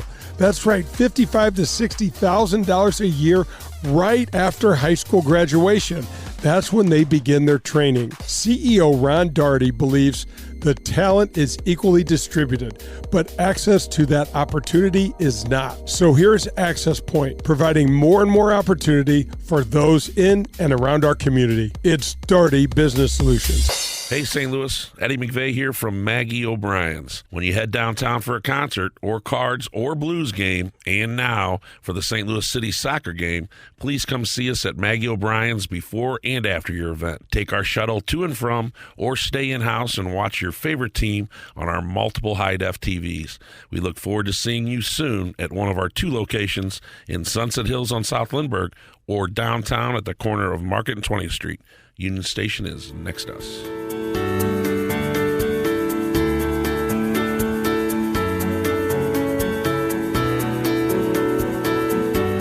Show continues on a Sunday morning. This is Golf with Jay Delsing. We're coming to you from the CarShield studios on 101 ESPN, as always, presented by Darty Business Solutions. About what Adam has going right now at Family Golf and Learning Center with the guys that are winning all these awards, including Adam himself. How about a trophy case or what do we got to build over there? You know how Adam is, though, man. The one thing that I love about Adam Betz, there's a lot to love, he does not sit still. No. He's always talking about, off the air, he's talking about, hey, maybe we'll add to the driving range. We're going to do this. We're going to do that. He's always looking at trying to make his facility even more dominant than it already is in the community. I mean, it's just, it stands out all to itself. We were talking about our buddy Bob Gauss, Bobby G. He gets an award too. He's been around forever. Played junior golf against Bobby G. His dad was out there every day with us, and Bobby's been a hell of a player for a long, long time, Danny, and just a damn good player. Yeah, really good player. All right, we're going to visit with Ricky Horton coming up. For fans that don't know, and you've mentioned this time and again, but your dad was a Major League Baseball player, and I know it's something you're extremely proud of. Oh, my gosh. Well, between you and I, if we didn't have golf or baseball to talk about or to text or to send pictures or all this, I don't know what we wouldn't need a phone. Is this how you wound up in St. Louis, though? Because your dad was with the St. Louis Browns. He's from Wisconsin. Right. And then wound up playing Major League Baseball with the Browns in St. Louis. And he did. Did he decide to, with his family, you guys to locate here, or how did you guys all wind up in St. Louis? Yeah, so my mom and dad traveled around, obviously, quite a bit with the game, and they were their 2 favorite cities were Charleston or St. Louis. And when Dad got traded from the Yankees to the Browns, they came to St. Louis, and then they moved. Then he got traded about a year and a half after that to the Tigers. So I have 3 older sisters. The youngest of those 3 older sisters was born in Detroit, and Dad had his best years in the bigs in Detroit, where he I think he had 288 one year. I think he had 12 home runs, and led the American League in fielding percentage. At what position? Center fielder. Yep. Yeah. So they wound up coming back to St. Louis because it was either going to be St. Louis or Charleston, and they loved the community. Danny, my parents bought a little house up in Glasgow Village for $4,200, and when my dad got traded to Detroit, Bill White, the great Bill White, lived in our house. Is that right? Those guys had just. You've never told me that. I don't know how the hell I never told you that, but it's just this little community within a community, and these guys that's just the way that it all rolled, and there were a lot of ball players living in that area, and it was kind of the new growth area, I think, back then in the 50s, and they just kind of swapped houses and things like that. Your dad was the pinch runner for Eddie Goodell, commonly known as a little person. Yeah. And one of the most famous stunts in all of Major League Baseball. When I bring that up to you, I've never said this to you. I think you kind of enjoy it, but I think you don't, because your dad is talked about in that regard and not looked at maybe by some for the great career that he had. Is that fair to say that? 100%. You're right on. I mean, there's no denying Bill Veeck and the Kill Disco, the thing that he was more of a showman than anything else. Demolition Night. Disco Demolition Night. He also had the Chicago White Sox wearing shorts, and it goes on. Yeah. And on. And that whole Eddie Goodell thing, I got to tell you, Danny, that happened in 1953. My dad never taled about it. Never, really? He barely ever talked about it. And then I'll never forget this. This is so squirrely, but do you remember back in the day, and all the young people listening will probably go make a sandwich or something when I tell the story, but remember how the bookmobiles used to come and that little domey round thing would park in, and each class would get to go in and get a book? Yeah. I bought a book. I signed a book out called Strange But True Baseball Stories. I'm not kidding you. This was a real book. I was going to ask you, is this how you found out about your dad? This is how I found out. I'm not kidding you. The story wasn't talked about, and I said, oh my gosh, this is my dad. And so I took that book home, and I'm like, Dad, and he goes, yeah, that happened. And I'm like, well, give me something. And he's like, it happened. We didn't know what was going on. I was second game of a doubleheader, had a couple base hits in the first one, and I wasn't in the lineup card, and then they walked this little guy, and then I ran, and then the game went on. I mean, that's his explanation. Really? And that's it. And now imagine just think about if you could see him pinch running for Eddie Goodell, if there's a picture of those two together, which I don't think there was one that exists. Yep. I've looked and I haven't seen one. If you sign that picture, could you imagine memorabilia, how expensive that would be to get a picture like that signed? I know it'd be worth. I mean, because the Eddie Goodell's uniform is in the Hall of Fame, and the DeWitts, of course, have done a great job kind of memorializing the entire event and trying to keep it alive. I mean, it's a part of baseball lore. You can't really make this up. It's so unusual. Your dad was a part of that, and Eddie Goodell obviously a part of that, but your dad knew the DeWitts and that family well. You've always told me they really treated him well. Really treated him well. So when I was playing in the Westchester Classic, which is up in Westchester County in New York, a fellow named Art Richmond, who used to be the general manager for the Yankees, reached out to me and said, hey, if you're in town, I'd love to have lunch with you or something. I'm like, it came on, New York Yankee letterhead. It was left in my locker. I called him right away. And he said, what's your week look like? I'm like, how about, after my morning round, let's go. My dad, Art told me stories my dad never told me. And he said they had a guy, number 5, used to patrol center field out for the Yankees. Pretty good. And one of my dad's favorite players. My dad's 2 favorite players were Joe DiMaggio, who was number 5, and then Lou Gehrig, who was number 3. He was. Babe Ruth was number 3. Yeah, sick. Was he sick? No, I don't know. Whatever. Doesn't matter. And it's a Golf with Jay Delsing show. We get close on our facts. More than that. Yeah. But Art Richmond said to my dad, a funny story was him re-signing my dad after they won the World Series. He said, Jim, we'd love for you to play for the Yankees. And my dad said, oh, hell, Art, I'd love to play for the Yankees again next year. And he said, we're going to pay you $5,000. And my dad said, is that negotiable, Art? And he said, yeah, take it or leave it. And that was it. That was it. So my dad signed with the Yankees, and about midway through the year, Dad wasn't getting to play. Joe was dominant, Hall of Famer, just a stud out in center field. And Art came to my dad and said, Jim, I know you want to play. And he goes, I really do want to play. My dad would have rather been in AAA, Danny, than sitting on a bench in a major league club. There wasn't talk about pensions and things like that. They didn't care about that. They wanted to play. He didn't tell anybody he had a bum hamstring or this, that, the other. You just played. And he said, Jim, I'm going to trade you to the St. Louis Browns. Now, I know they're the worst team in baseball, but they've got a family there. The DeWitt family is a great family, and they'll take really good care of you. And now this is, for the folks that don't know, the episode with Eddie Goodell. Bill DeWitt II, the current chairman of the board, was the bat boy when my dad played. And Bill DeWitt II's father, the original Bill DeWitt, was the general manager of the Browns at the time. So the DeWitts have been in the middle of baseball and baseball lore and baseball history for as long as they can remember. And my dad just has nothing but glowing things to say about that family. Lou Gehrig was number 4, by the way. Oh. Number 4. Okay. We want to get our facts straight on Golf with Jay Delsing. Exactly. We're close. So we'll continue to talk baseball coming up. But there's a lot of parallels with baseball and golf. So we'll get into that. Rick Horton is coming up, and this is Golf with Jay Delsing. Okay, so you know Marcone is the largest distributor of GE parts in North America. Check. You know about their support for backstoppers, first responders, and our men and women in the military. Check that also. Well, here's their latest community venture. It's called Wreaths Across America. This year, Marcone will place 1,000 Christmas wreaths on the gravesites of our fallen military heroes in 10 different cemeteries around the country, from Dallas to Delaware, Western New York to Houston, New Jersey to right here at Jefferson Barracks.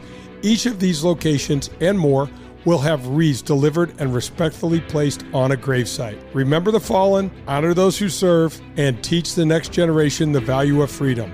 That's the mission of the Wreaths Across America program. So join the Golf with Jay Delsing show and Marcone and sponsor a wreath, volunteer, or partner with us to support our military. Saturday, December 16th is National Wreaths Across America Day. So get involved. That's Marcone and Wreaths Across America. This is Adam Betz from Family Golf and Learning Center located in Kirkwood. Our motto is play your best golf. We have the best instruction for every skill level. 2 female instructors along with our 8 PGA instructors. We're there for the kids and the adults who are starting to play and trying to refine their game. Family Golf and Learning Center features a double-decker driving range, grass tees, and a short game area, along with indoor simulators and a performance center. That's not all. Don't forget about our back 9 bar and grill. Find out how we can help you and your family. Head to familygolfonline.com. That's familygolfonline.com. It's Family Golf and Learning Center, where we make St. Louis better at golf. Do you remember the golden rule? I'm sure you do, but just in case, it goes like this. Treat people the way that you'd like to be treated.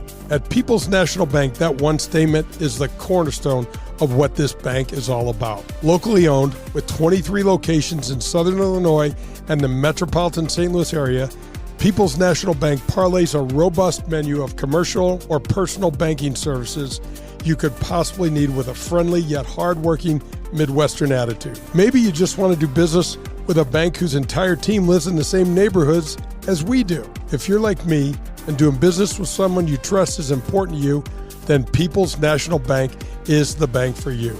Jason Rantham, local president, is here for you to call, and he'll answer any questions you may have. His personal cell is 314-974-2243. You can also find us online at peoplesnationalbank.com. People's National Bank is here for all of your banking needs.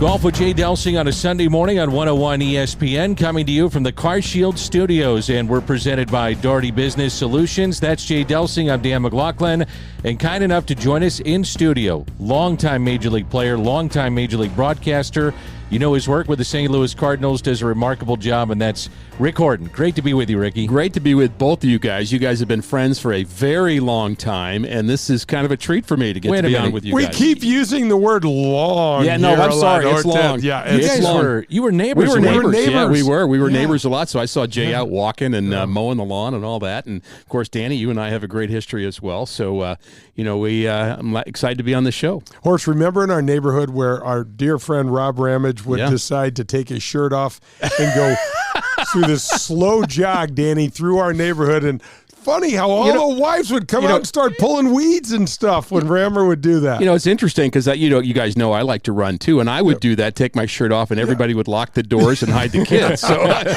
it was not quite as good. Rob is still a neighbor and also a good friend, and probably, sorry to say, Jay, the best athlete that we've had in our neighborhood. I hate to say that. Yeah. How's your golf game? My golf game is really good for 9 holes, and then the next 9 is terrible. Is it 9 in a row? I mean, I will play good nine, and then the back 9 terrible, or the other way around. And it's a game of frustration, as we all know, but it's a game of great joy too, because you get that right smooth swing, and you say, you know what, I got it, and then you don't. But that's it's kind of like life, of course. And I'm a 9 right now, 9 handicap, between 8 and 9, and that's about where I typically am.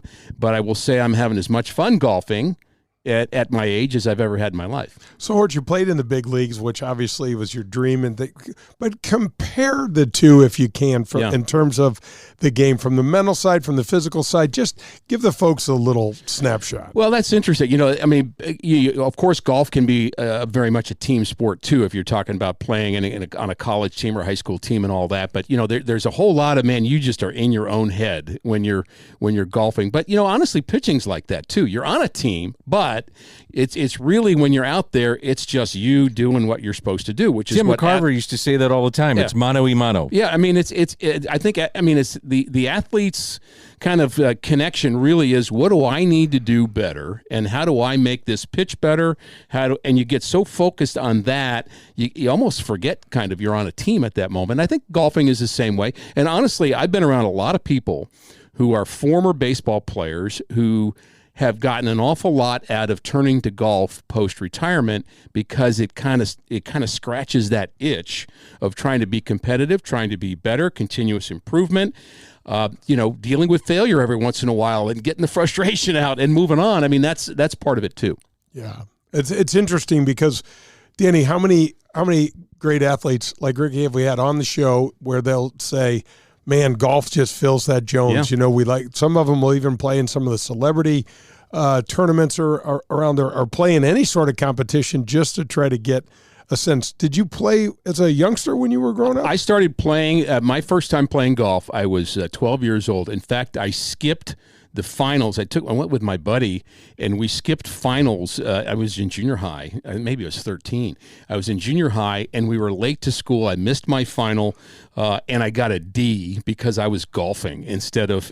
I already made a mistake with golfing. Of course, I've done that in many times past since then. But that's what I remember about golf. But I remember I loved it, and I remember going to a neighborhood field, and I would bring golf balls and a driver and one tee, because that's all I had. I think I had 3 golf balls, a driver, and I would hit the ball and then go chase it and then hit it back. And that's how I learned to play. I wasn't at a course. I didn't have one close by, and this was before I was driving. So I literally would walk to a field and just hit a golf ball for hours. And I just loved the feeling of trying to hit it right. Again, you don't do it very often, but that feeling is just the feeling that I've been chasing ever since. Again, so I guess I've been playing for 50 years now. Did you play when you were playing Major League Baseball? I did. We got to play some great places. The cool thing about baseball is you typically have a more well-heeled, more veteran teammate than you that can find a way to get on some pretty nice courses. So,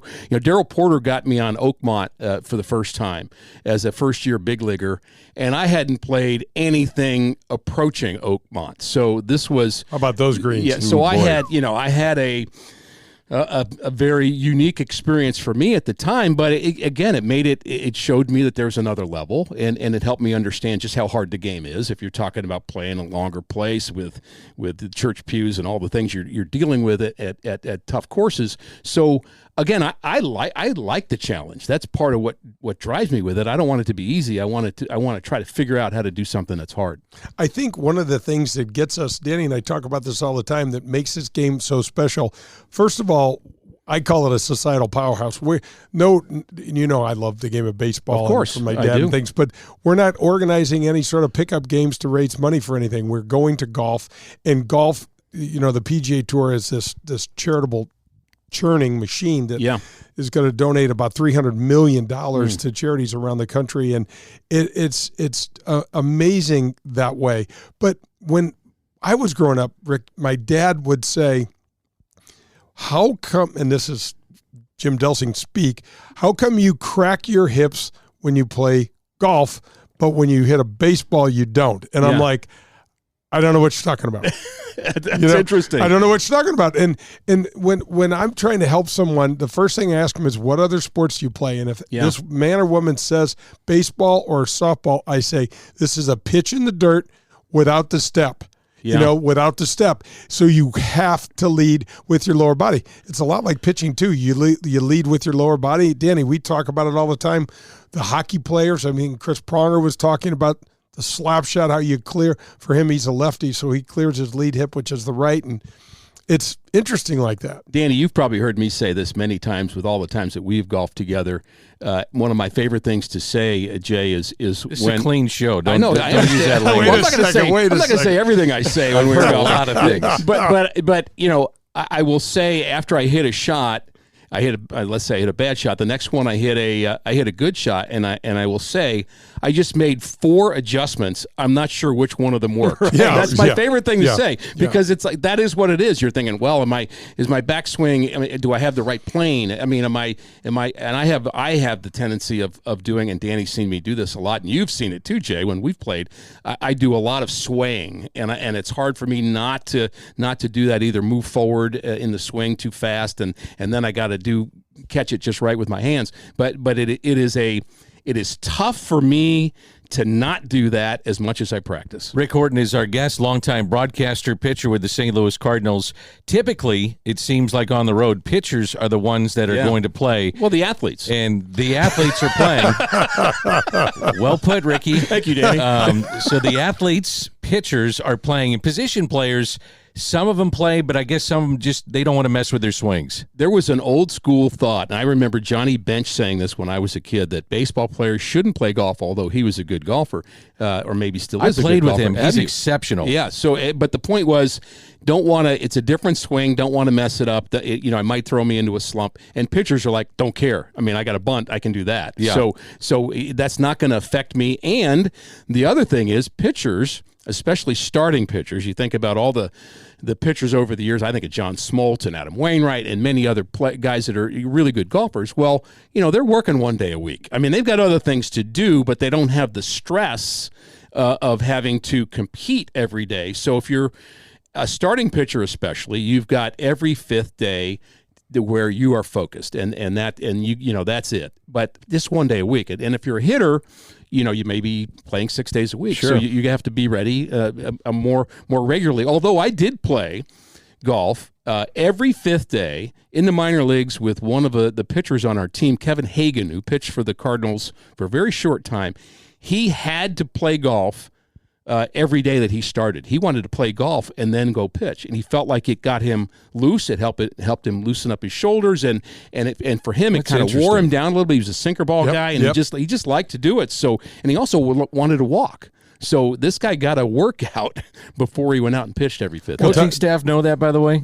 I did not divulge that, but they probably did. Rick, when Tiger came out, he started running 3 to 5 miles before every round. There's a lot of guys now that'll do these intensive workouts because the golf, it helps relieve the stress. Yeah. And the as a young, really good in shape sort of athlete, walking the golf course is not that not too demanding. And here's another similarity between baseball and golf. I mean, they're both feel sports. I mean, it's all about the feel. And so if you have to, whatever it is you do to get you to that point, whether it's rest or working out, or as you said, what Tiger did, if you get to the point where you just have the right feel. I mean, when your whole body has the right feel, and that's what pitching is. I mean, pitching is very much that. I mean, if you're too strong, that's not good. If you're too weak, if you're nervous, if your body's not, if you're not loose enough, all those things come into play. And so, whatever it takes to get there. It's interesting. I told Danny this 100 times. I was taught my entire life the hardest thing in the whole world is to hit a baseball. Right. Till my dad played golf. And then he's like, I'm not really sure anymore. This game is really super hard. But what I'm interested in is the hitting part. And I know you were a pitcher, but I did hit 110. I did hit 110 in the big leagues. Go ahead, Ricky. Who did your first hit come against? Danny, I was hoping you'd bring that up. I was hoping you'd bring that up. And for Jay's and the audience's edification, I did get my first hit off of Nolan Ryan. All right. No. Come on. I did. Yeah, I did. Did you run into one? Oh, I smoked it up the middle. Actually, I hit the ball into the turf, bounced over his head, hit on the AstroTurf, scooted into center field with every infielder diving for it and just missing it. And so it was not hit very hard. But it was hit right in the right spot. The best thing, Jay, is the next three guys struck out. Oh, that's awesome. You never told me that part. The next three guys, I think it was Lonnie Smith. Willie McGee and Ozzie, I think. It's a pretty good trio. Was that against the Mets? Is that when Nolan was with the Mets? He was pitching for the Astros at the time. And so when I came in, I said, Darryl Porter, again, the second time I've referred to him, the on-deck circle, he said, look for a changeup. This guy doesn't throw that hard. I remember that. And then I remember Enos Cabell, the first baseman, when I got there, saying, kid, did you realize what you just did? Yeah, that must be unbelievable. And then the third thing, this may surprise you, Dan, but I can be a bit of a Weisenheimer. I'm sorry to inform you of that.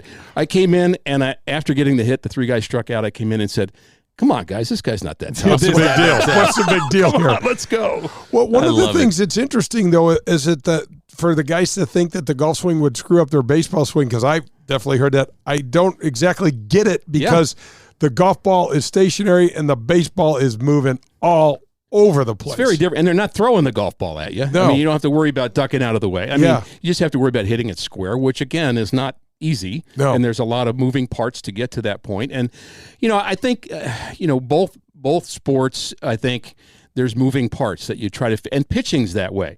And you see pitchers now versus pitchers 30 years ago, they've taken away some of the moving parts to simplify it so they can throw the ball – exactly where they want to throw it. Now, they're also throwing it 100 miles an hour now. Yeah. But, I will say this, I've never found the right kind of swing golf-wise where I'm taking away the moving parts, because I got moving parts all over the place. So it's a challenge for me to try to simplify the game. Who's the best golfer among baseball players that you played with?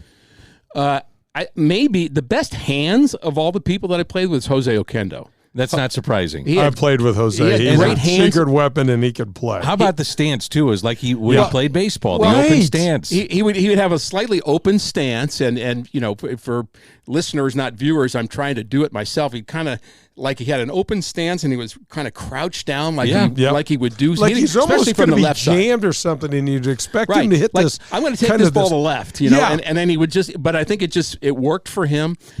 He actually plays right-handed. And, Tom Lawless was a good player. He's a guy I played with a lot. Andy Van Slyke hit the ball the farthest of anybody I've played with, probably former players. And Andy got to a point where he might have been a +1 at one point, and he was on the senior tour. And, and what was fun about Andy is when we were roommates in the big leagues, he was a 15 handicap. And when he retired, he wasn't much better than that. And he started working at it, and he went from 15 to maybe +1 or scratch. And, he did that, with a lot of work and a lot of effort, but talk about a guy that had, athleticism, hand-eye coordination, and the determination to do it. That was Andy.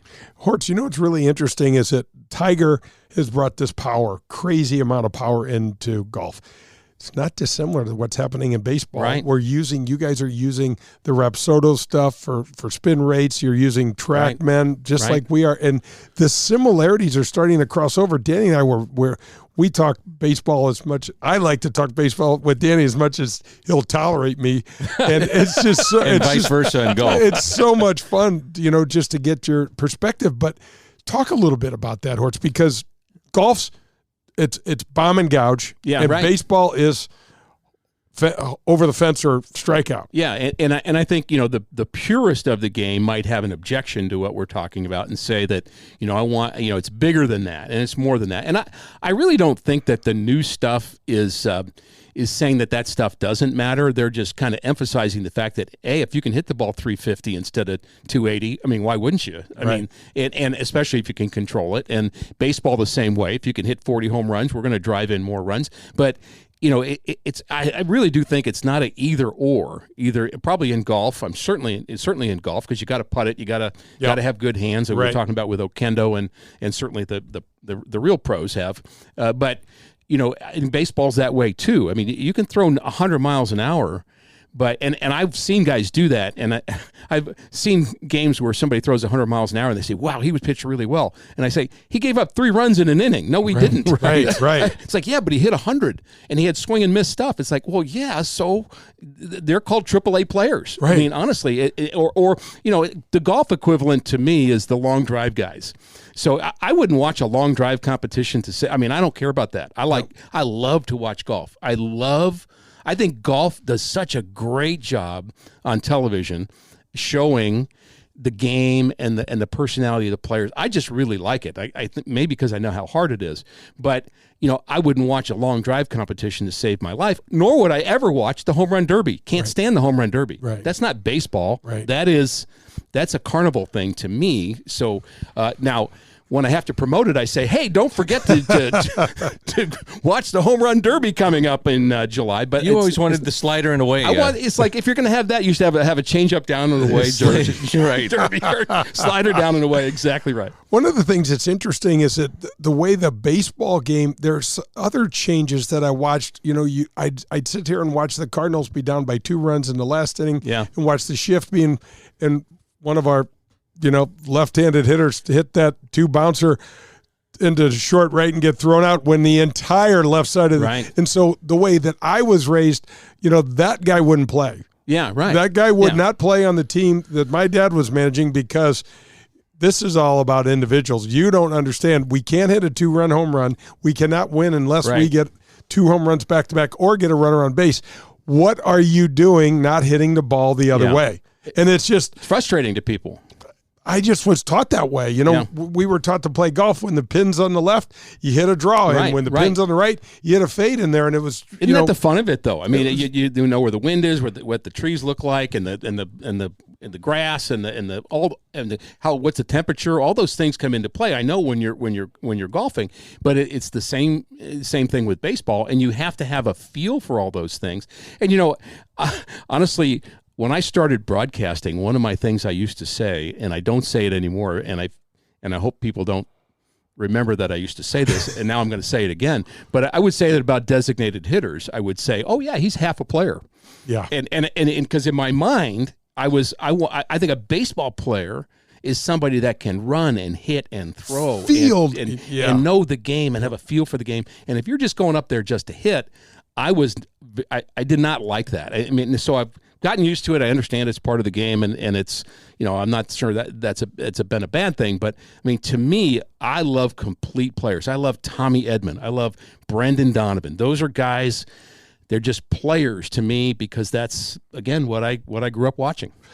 Danny, remember when I was telling you I was doing Fox, Hortz, and we were at Shinnecock, and I was with Koepka on Saturday. Koepka went on to win the U.S. Open at Shinnecock, and I think it was 17, I think. But anyway, when you're out there as on the ground, you're kind of putting yourself through the same little marching orders that the player's seeing. It's a 185-yard shot. Here's the flag stick on the left. Here's the wind blowing from the right. And you're like, oh, he's going to hold this thing up against the wind and put it over here to the middle of the green, or he's going to, because for golf, for me, when I would stand up to a hole, and I've told Danny this 100 times, there's a shot that calls me to hit it. Yeah. Now, I don't always do it, but when I'm good and I'm capable, 99% of the time, I hit the shot that my brain calls me to hit. But the modern player, Rick, doesn't see it and doesn't do it, because Koepka stood up there on the 17th hole is in a left to right wind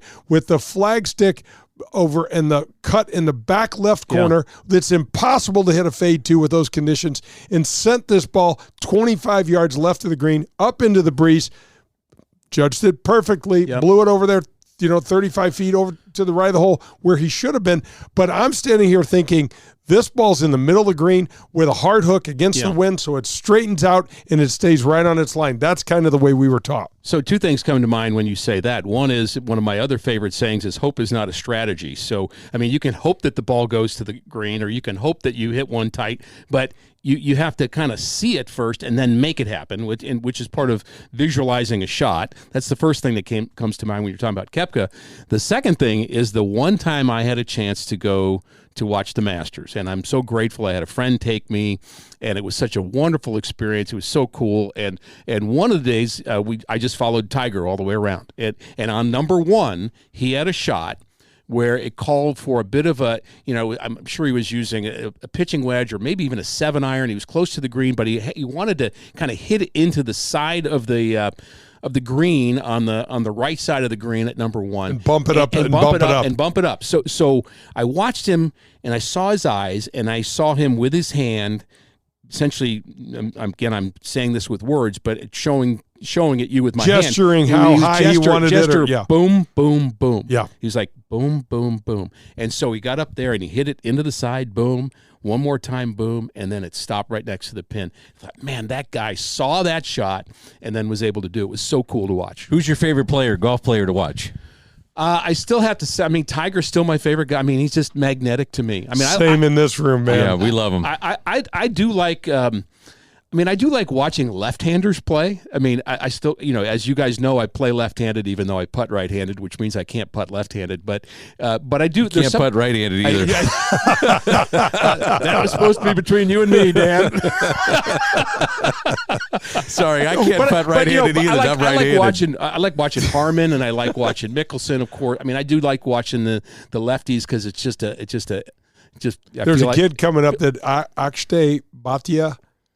Unbelievable. He's 21 years old. He's what's the number one amateur in the world. He weighs all the butt, Danny. He's probably about 6'1", weighs something like that. He's a streaming and absolutely smashes destroys it. I got a new play to root for. That's great. It's beautiful. I always like asking, and we'll wrap it up with this.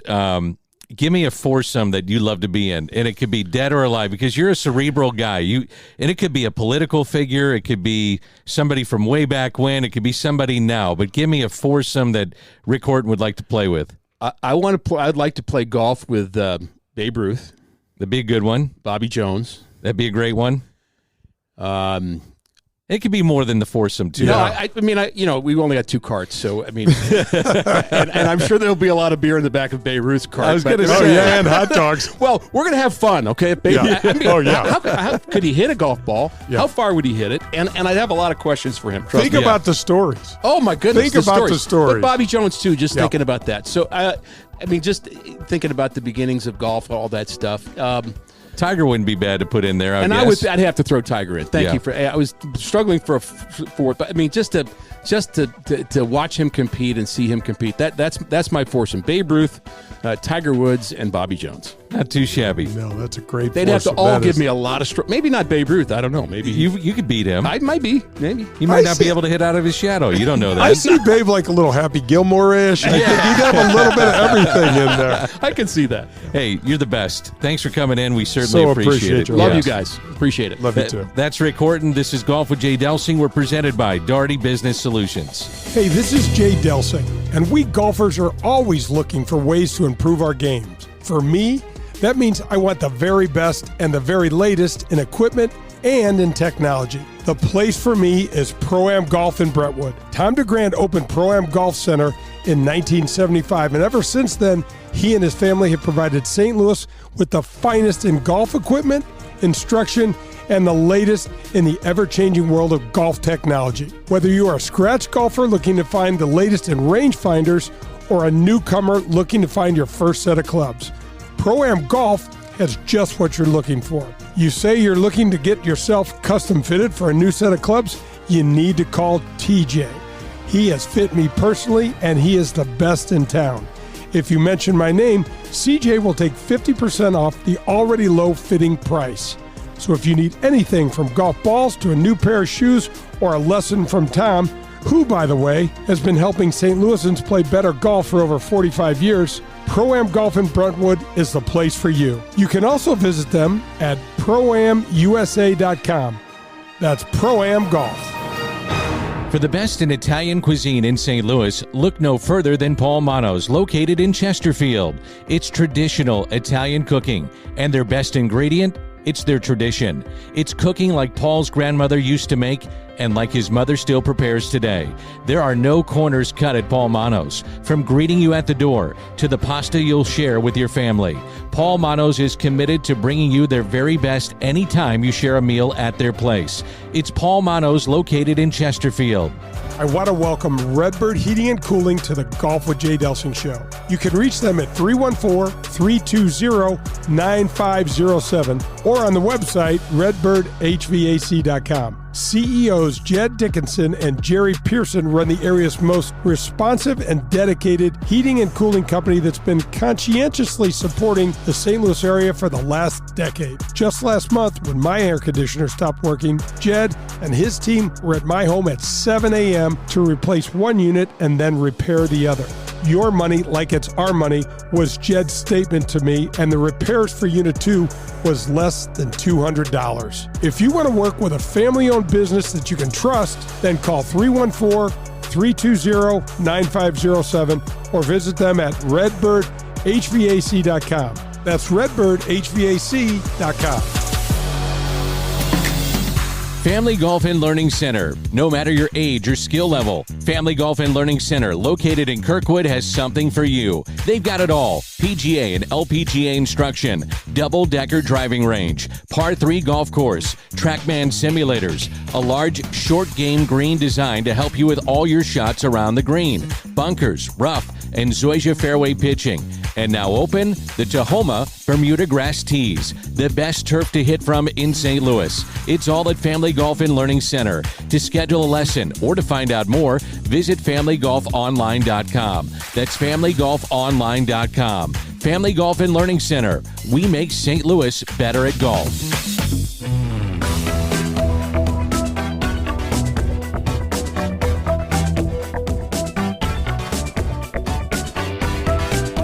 Final segment on Golf with Jay Delsing. Great visit there with Rick Horton, and we're presented by Daugherty Business Solutions, coming to you from the Car Shield Studios. I know you love talking baseball. That was fun with Rick Horton. Oh, it really is. Plus, he's a great guy. He does so much for the community. He's been involved in the game. He's a lifer, man. I love it. What are the parallels for you, golf and baseball? Where are they? I think just the mental side. Maybe? I think it's the mental side, D. I think you're dealing with failure all the time. I mean, as a professional golfer, Jack Nicklaus, prior to Tiger Woods coming on the scene, won at an unprecedented clip of about 9.5%, and then Tiger came along and was about 24.5% when he was at his prime. And so there's a lot of times that you're dealing with not winning and not succeeding, and the same goes with baseball. I mean, if you fail 7 of the 10 times, you're probably going to go in the Hall of Fame nowadays, because nobody hits 300. And, it's just I love what Ricky talked about, the feel part of the game. Pitching is feel. And it's like you and I were talking off air.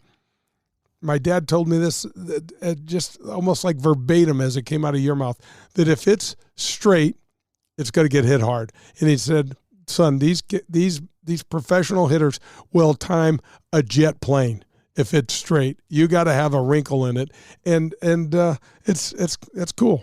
The only problem is a golf ball is still, and it doesn't move, and it's still really hard to hit. What the hell? Isn't that something? I mean, weird. When you look at golf, it does not look that hard. It doesn't. No. supposed to be able to hit that thing, man, where you want it. Have you ever seen the Robin Williams Oh, special? yeah. Some of the things he says are so great, especially because, they give you a pool cue so you can shoot it straight. He goes, oh, hell no. They give you a club you can't possibly do it with. You know? And that's what it feels like sometimes. It's been a great show. Our guests have included Rick Horton just moments ago, Adam Betz, Family Golf and Learning Center, and Chip Misch, the COO and new GM at the Missouri Athletic Club. Great guests. Fun show. A lot of fun, Danny. I'm glad you and your family had a good Thanksgiving. You too. Everybody in the Delsing house is fat and happy. And let's do this again next week. How do we end the show? Hit 'em straight, St. Louis.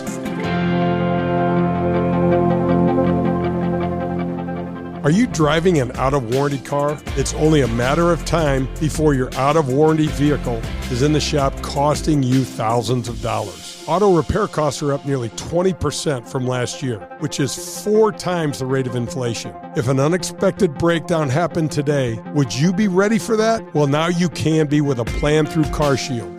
Even if your car is just over 3 years old, it's still prone to expensive costs. Your car is more than just getting you from point A to point B. Traveling by car is a way of life. From picking up your kids to going to a new restaurant, cars are a daily essential. When you enroll in a car protection plan through CarShield, you can look forward to the following.